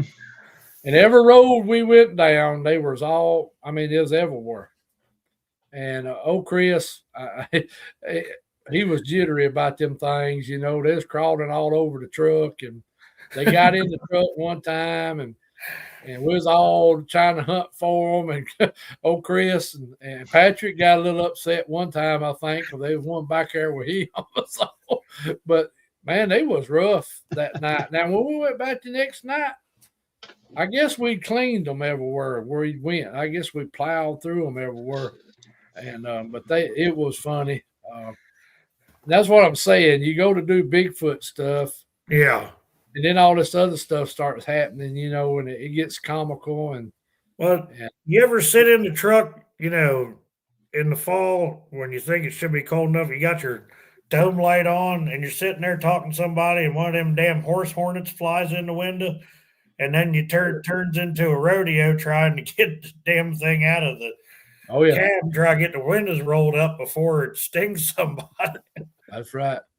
I got stung by one of them buggers this year trying to shoo him off my buddy's porch. We were sitting out there one night having a cigar and damn things were flying under the light and I'm whacking at them with a broom. It's a great cardio workout, you know? Oh, I killed a bunch of them, but that one sucker, he got me in the shoulder. I'd never been stung by one of them things.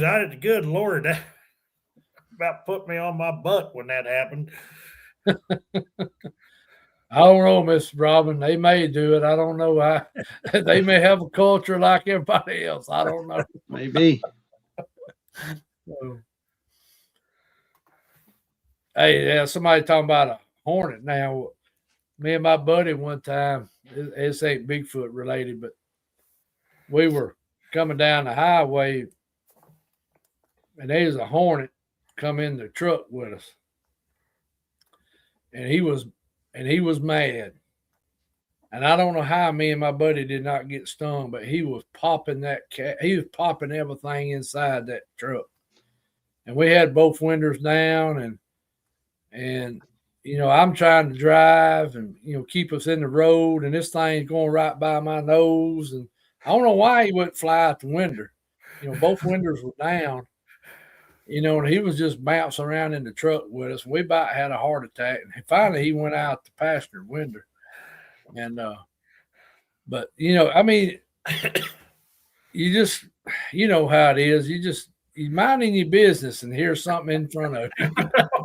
We had one of those first time I saw one of those murder hornets. Yeah, we had one of those here. Suckers. That's what I'm talking about. That's what I'm talking about. Yeah. Yeah, them things, boy.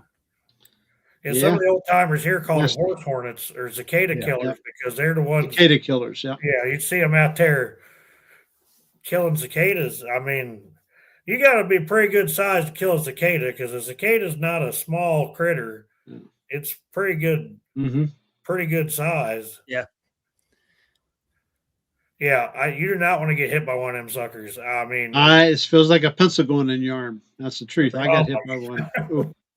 My mom said one knocked her out of a windowsill one time, a hornet. Oh, boy. Yeah. Hit her right between the eyes, knocked her slam out the windowsill. She was in the house. Of course, she grew up in the 30s and 40s, 50s.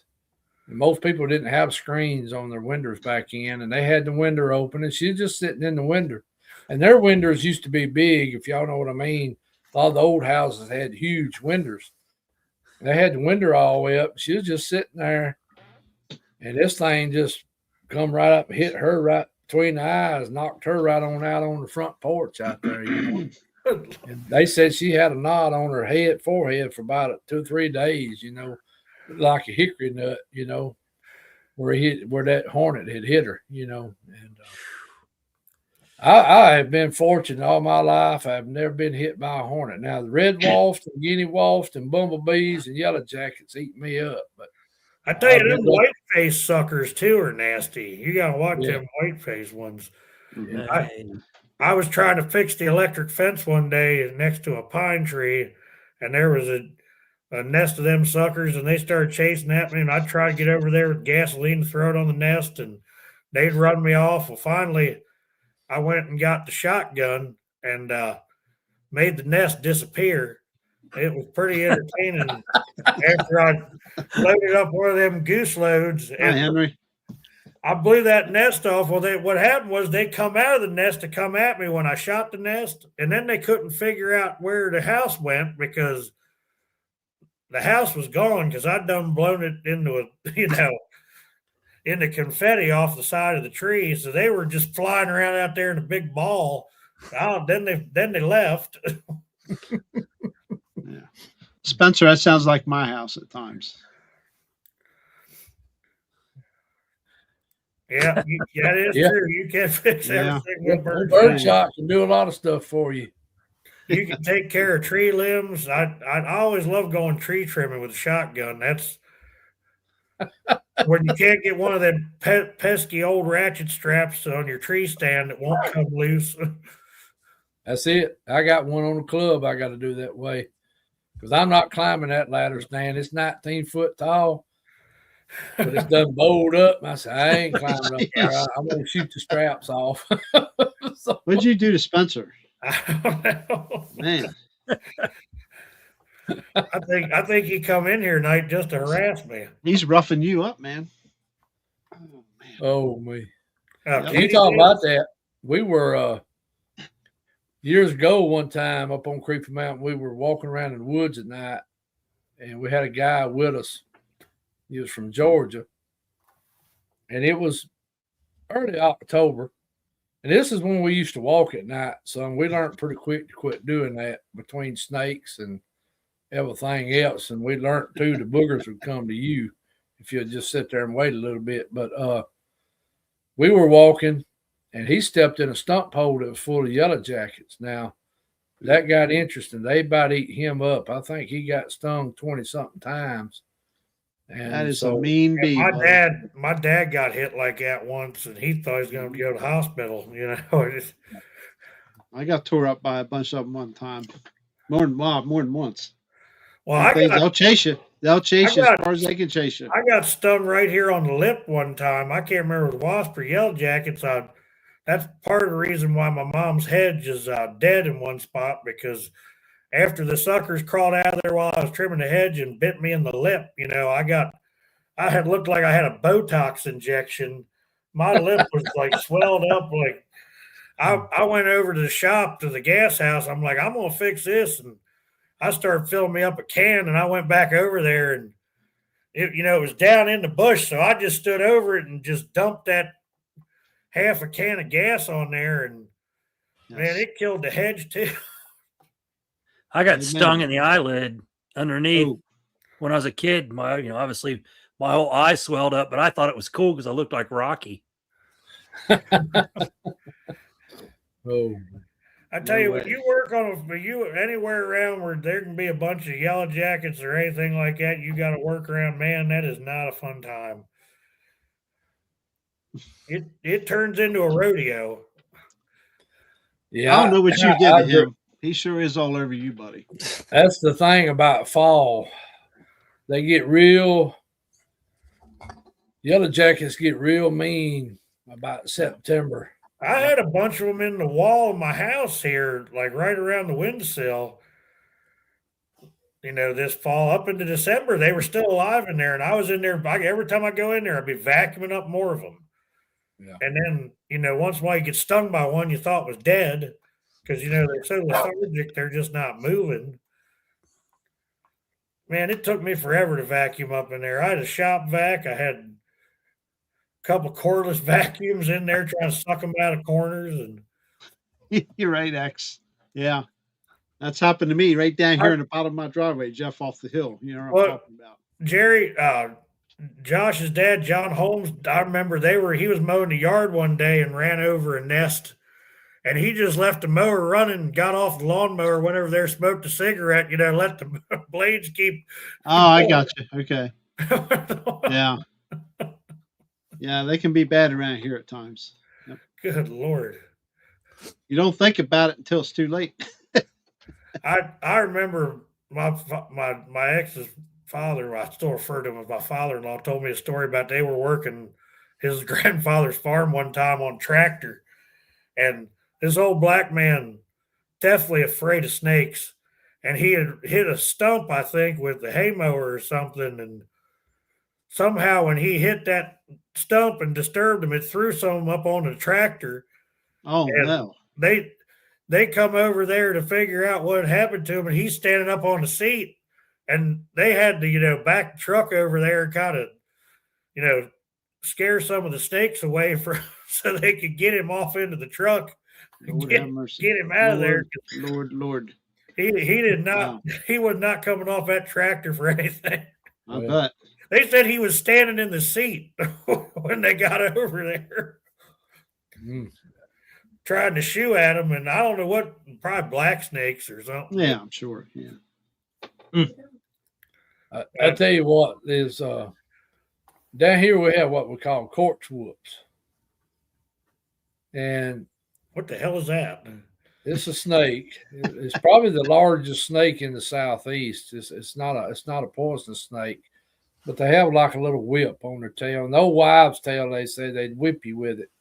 But what they actually do, they take that tail and use it kind of like a rattlesnake. Yeah. But they're corpse whoop. They usually around hay fields. Corpse whip, excuse me. I'm just saying the old southern term, corpse whoop. But okay. Anyway, see what I'm telling you? I got a woman over here.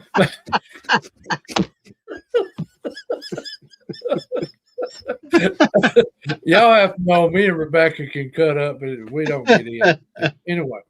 It's just the way it is. Oh, we get ill sometimes. Oh yeah, we get ill. Yeah, but you have no idea. Y'all can see me and her around sometime. Y'all be anyway. But I was in a hayfield one day cutting hay. You know how you get this feeling something's looking at you, kind of like with the boogers, something looking at me, you're getting this odd feeling, And I just happened to look over, and I could see his head. He had his head right up above the grass, and he was following with me down.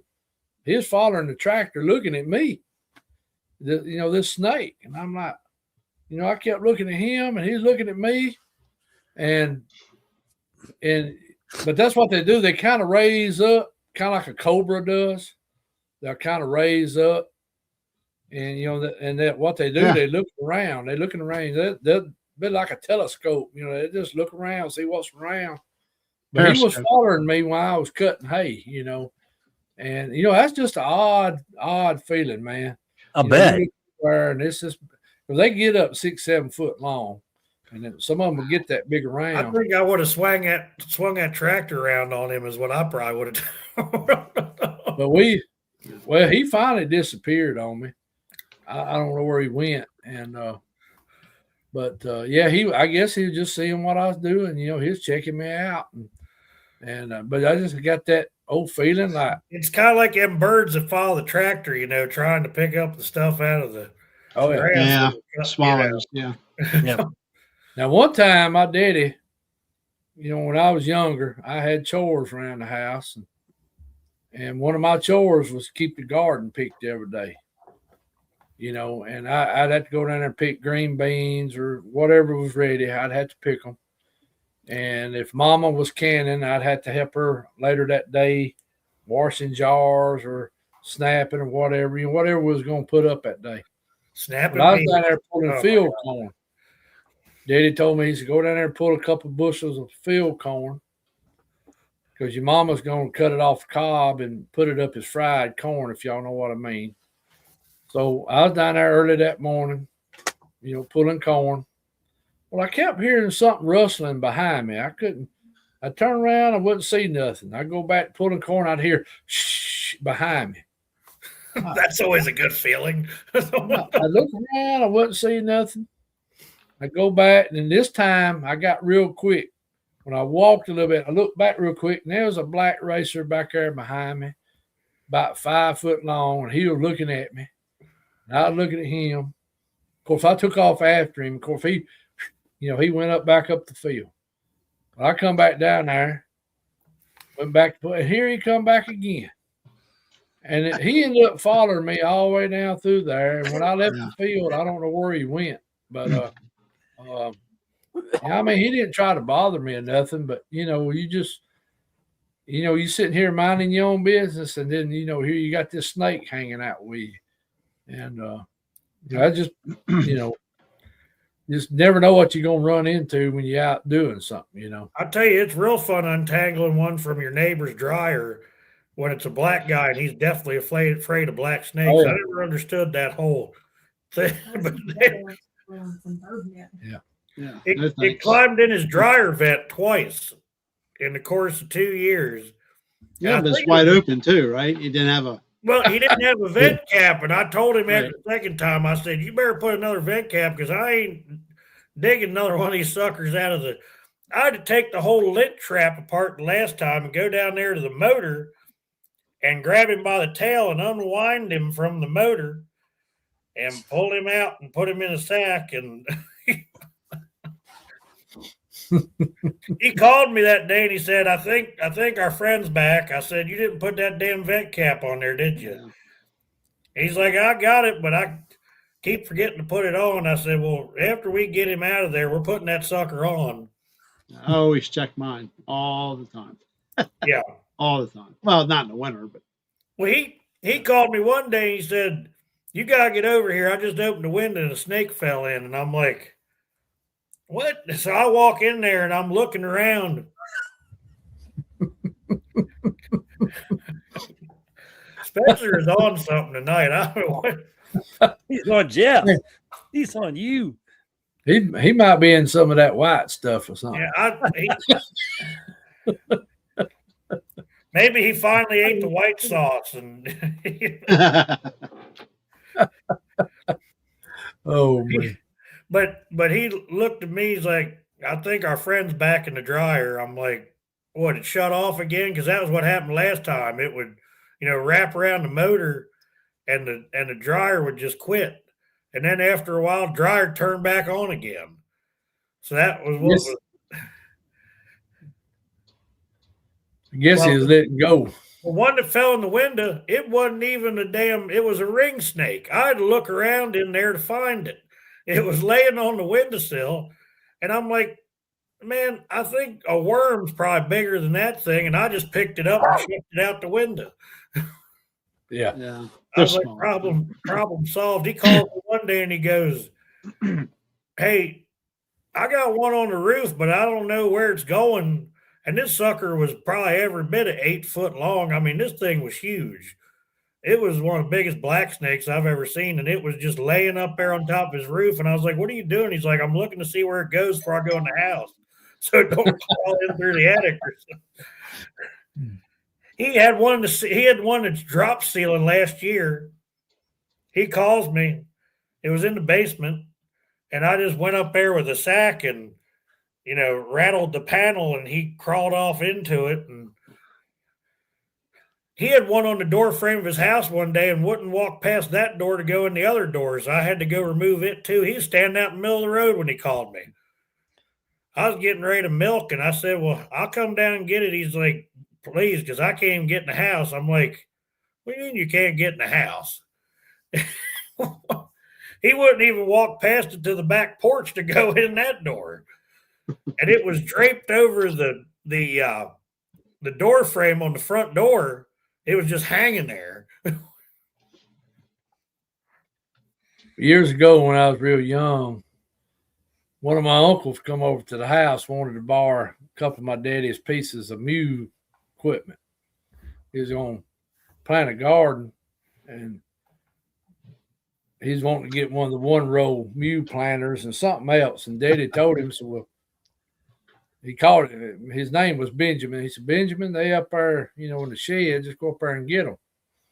So he went up there to get them, and I can't even remember what me and Daddy were doing there in the backyard. And all of a sudden, we hear, oh, up there, bam, boom. I mean, big racket. And here he comes out stumbling, holding his head. I mean, he's like this. And Daddy's like, what's wrong with you? Okay? He said, that pet king snake of yours, Mutt, about killed me in there. And Daddy said, what? He said, you didn't kill my king snake, did you? He said, no, I didn't kill him. He about killed me, though. He said, what'd he do? He said, he fell off the rafter on top of me. Oh, boy. Wrapped around. And when he turned to run, the shed was real low on one end, and he took that 2x4 out, with his forehead, about knocked himself out, and he had a big knot. And Daddy said, well, I'm glad you didn't kill the king snake. Because Daddy, if we ever seen the king snake was coming to the house with us. He going to put him out around the house somewhere. And, I got used to the king snake because I usually knew where he was at, and I'd kind of, watch out for him. But yeah, my uncle was just raising Cain. He said, yeah, your pet king snake tried to kill me. But Daddy said, yeah, Daddy said later on, said, not to go up there without permission now. But like it knock yourself people out. used to put them in their basement sometimes to get rid of the lice and stuff. Yeah. Yeah, they adult snake, he was still there when I was about grown, I think. I don't know how long he lived, but when I got about grown, he was he was still there. I'd see him every now and then, and he was a big one too, buddy. But see, when I grew up there, we never had hardly no poison snakes around our house. I never seen a copperhead. Now down there on the creek, we had some water moccasins, but up there around our shop and barn and sheds, never seen no copperhead, no rattlesnakes. I think that old king snake, he kept that place, cleaned out, and plus we didn't have no mice or nothing. How big was he? Shoot, last time I seen him, he was about 5 foot long. He was a big one. And he was pretty thick. I mean, he was up in that size, He was pretty too. He was black and white. He was real pretty snake. If you say a snake's pretty, he'd get out. I'd see him out in the sun sometimes. He'd be get up on the fence and weave himself into the fence. I guess he was sunning. I'd see him up there, and but I think I was about 18 or 19 last time I saw him. So, good Lord, how old was this thing? When my uncle knocked himself out, I was probably about 12 or 13 then. So, so I don't know how long snakes really live. I ain't never looked that up, but, yeah, that was funny that day. I mean, it wasn't funny, but it was funny, because that's the first thing he said, your king snake tried to kill me, So. Well, that was one of my mother was she's still deathly afraid of them. And one time they had to, I guess she was doing something over one of the barns, and one, hung down from the ceiling, and she looked over and it was like right, Oh yeah. And she grabbed a hold of one in the baler one time when, changing the strings and putting the new bale string rolls in there. And she ended up grabbing a hold of it while she was changing the damn thing out. And my grandfather had to go deal with that mess, but he was working on his pontoon boat one time and reached up in there, messing with the wires. And, he's like, I don't remember there being a big black cord in here. And he grabbed a hold of it. And that was the longest black snake I ever seen. They ended up finishing it off in the yard that day. That was Good Lord, that thing was huge.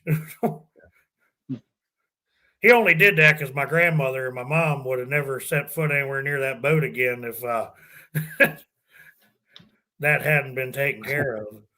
But we usually just have copperheads and black snakes here. I mean, we get there've been some right there on the PA line, like in Delta. I knew a girl that got bit years ago that used to work for us by a rattlesnake. It was a timber rattler. It was in a damn wood pile up there, not far from what was that old bar up there in the trails, Jerry? Oh, Amberlight. Amberlight, right? But now that was the snakes probably lived at that place, but there was a lot of individuals that. But yeah, it was right behind that place, and she was out there on the swing set, and it was in a damn wood pile. I can't say I've ever. Well, that's not far far from. I've ever heard of one around here. They're not here. They say they are, but I've never. In my entire life, I mean, I've never seen one even around wood piles here, the woods. I'm sure down here along the creek here at the bottom of our hayfield, I'm sure you might see a copperhead or two. Oh yeah, down there at the river, plentiful. at the old cabin. Oh yeah, there's loaded. We used to keep an old single shot 12 there by the refrigerator just for that purpose, because there was you once in a while you'd about trip over one out in the yard or something, and nothing to mess with. They like some areas will be a lot of them, and in other areas you won't have them. So I don't know if that's an area that's got a lot of king snakes and other snakes that eat rattlesnakes and stuff, or it could be that. You're right. There's a bunch of them in the show. You start getting in that part of Pennsylvania and northward, in the central part. Yeah, there's a bunch of rattlesnakes. Yep, they're up there. They Creepy Mountain's full of rattlesnakes. That place is eat up in them. Craig said that's why he don't turkey hunt anymore. They up there, and I mean, my boy almost stepped on one at Greg's when we was riding around that time, and I'm glad he didn't get bit, because boy, he stepped right in the middle of it. Pretty good sized rattlesnake, and I'm glad it didn't get him, and because it was hot middle of summertime too. And I remember Greg telling that ordeal about that copperhead to come after him after he lit that yellow jacket's nest on fire. Yeah, must have been in there in the grass. It come out there like a rocket ship. Oh yeah. Huh. Well, we're 2 hours and 15 minutes into her, boys. About that time for us Eastern timers. Well, I will say this real quick. We're getting in that time of year where you really need to pay attention. The woods is getting quiet. Yep. I know up in y'all's area, deer seasons went out, but they just went out in Alabama on February 10th. So right now you got a few squirrel hunters, probably a few rabbit hunters and that type stuff out. And turkey season don't come in till the 26th of March here. So right now until probably about the second weekend of March, woods is going to be real quiet in Alabama. So it'd be a good time to really pay attention. I was telling Rebecca this, I think last night, that deer have been on our game cameras just about every night like crazy. I mean, it's like they come out of the woodwork, except for Saturday night when it was raining and all that. I didn't hardly have no deer on camera, but right now it's time to get out in the woods if you're going to go, because it's nothing's greened up. And with hunting season being out, some of these hunting clubs or even in the management areas, be a good time to walk, because I got a sneaky feeling the boogers are probably active right now, because they know got a lot of mud here right now, so it'd be a good time to look for tracks. But be a good time to be paying attention, Yeah. I've had some of my best stuff this time of year too. Yeah. Yeah, I've always had more happen in fall, winter, and spring than I have middle summer. Middle Mhm. summer, not, It's usually October stuff here. happens, but not near like, you know. So October till about March or April seems to be the stuff that I've had happen. yeah. Four. It was funny because today I actually was out with the logger. We're looking at logging some of the property off, get some more money because it needs logged. It hadn't, good Lord, I don't know if it's been logged in probably since before I was born.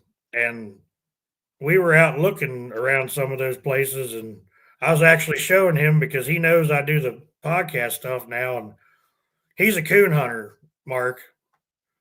He's a big coon hunter, and he watches the podcast, and he's like, "Yeah, it's." He's like, "I've heard plenty of stories." He's like, "I haven't really had any too much stuff like that happen, but once in a while the dogs will act weird." And I showed him right where that one screamed at me, working on that deer stand while we were walking around this morning. And I was explaining it to him, and he's like, "Man, that's." Has he seen anything? No, he hasn't. Okay. He's interested in it. Good deal. Well, Mark, why don't you take us out of here with a little prayer? I know All you right. like to do that at the end of your show, so we'd Oh yeah. appreciate if you do that for us. And there's a lot of y'all remember we have a lot of people that need prayer right now, Yes. and I won't go through all the names, but Miss Bama's brother passed. Miss Rebecca told me that Miss Bama's brother passed, so y'all keep her in prayer. I hadn't seen that, but anyway, Lord, thank you for everything you do for us every day. We praise your name and honor you, Lord. Thank you for loving us and caring for us and your truth, your justice. Thank you for your son and the sacrifice he made for us. Lord, be with us the rest of this week and everybody in this show and all the people in our prayer list and all that. Be with them, Father. We ask this all in Christ's name. Amen. Amen. Amen. Thank you, Mark. Well, wow. It was a great show. Well, I know we didn't get deep into Bigfoot, but hey, we've had a good time and I've enjoyed it. That's fine. Yeah. Absolutely. We're open to anything, so pretty much. I'm not a big fan of snakes, but that's okay. Do what now? So me and Robin done about completed a block listening to you. Rebecca said her and Miss Robin done about completed some knitting tonight. Knit, Is it knitting or crochet. crochet? Excuse Crocheting. me. Yeah. I knew I was going to mess up. So One needle versus two. That's right. but I learned that a long time ago. no, I've enjoyed it. And sometimes we need to just cut up and just regular talk instead of Oh yeah. talking about Bigfoot so much. But you know. Especially when the guy below me's sleepy, it's even more fun. So he disappointed me tonight. I got my beard combed out. I put oil in it. I don't look like a hobo tonight. Like I'm. I'm having to try to put some in mine now because mine's wanting to do. When I wake up in the mornings, it's all sticking out. A little bit of oil will fix it right up. Yep. I remember those days. Yeah. Spend just as much time as my wife does on her hair sometimes. I'd have to comb it and oil it and blow dry it and wash it, condition it, so that you don't stiffen. Yeah. Some of them guys at work asked me if I was trying to be Grizzly Adams. I said, I'm surprised y'all know who Grizzly Adams is. Yeah, really? Yeah, right. The youngins, they might not know. Jeff don't know who it is, probably. I know who Grizzly Adams is. You're too young. You're way too young for that show. Oh, man. Yeah. Oh, Grizzly I don't Adams. know. It's getting about close time to shave it off. I'm going to be honest. It starts getting warm weather. I start sweating. Boy, it'll drive me crazy then. You get used to it. I got to wait a few more months to trim it down. Otherwise, we're going to have some sort of every time I do that before the winter's over, we have like a resurgence. And then I'm like, well, maybe I shouldn't took that hair off. Now I'm cold. Okay. Wait till spring is firmly in place. That's right. Yeah. We don't want a resurgence. Good advice. Earthquake. Oh, alert. earthquake. Yeah. Oh, boy. What's that? What's that all about, Patrick? Do tell. Where'd he go? Well, I know we got a comet coming, Yeah, that's tonight, isn't it? I think. And then we got a eclipse this week, too. Is there an eclipse or something coming? I think I know something's tonight. It's either an eclipse or a comet. Maybe the eclipse is tonight. I'm not. Where's the area for this earthquake alert? Yeah, But I'm going to tell you, fellas, there's some strange stuff going on. Oh, yeah. Definitely. There's some Definitely. strange stuff happening. Come to Maryland. There's a lot of strange crap going on here. Don't get me started. I know what you mean. That governor, I like the. Yeah, I think I told Mark about some of that the other day. It was stupid stuff. Eclipse this morning, Robin said. This morning. Is this morning? Okay. I remember something about an eclipse, and tell you something else. Everybody be praying for justice. Be praying for justice and truth to happen. Yes, sir. Yep. Yeah, I'd pray hard because right now nothing's going to happen. Yeah, well, let's just hope no earthquakes happen. So Yeah, let's hope no earthquakes happen, especially if it's over by the New Madrid. We don't want that to happen. yeah, Yeah. we don't want it to happen. Especially anyway. like the one in 1811. We sure don't want that. No. The Mississippi River run backwards for a couple of days. Okay. Yeah. We appreciate everybody being in chat. Chat was really booming and big here for a while, and it still is really. But we appreciate everybody being here. Who we got next week, Jeffrey? We have got a local one this time. We got, well, I was almost said Jerry Garcia, but it's Joey Garcia.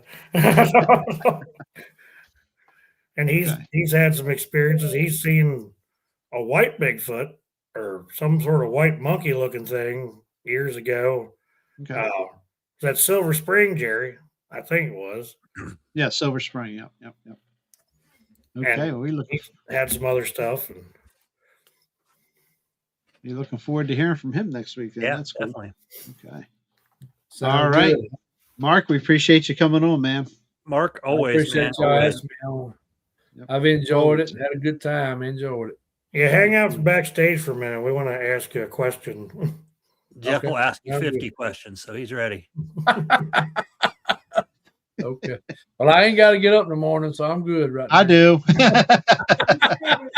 I'll be calling you, Jeff, until you answer your phone. Just remember that.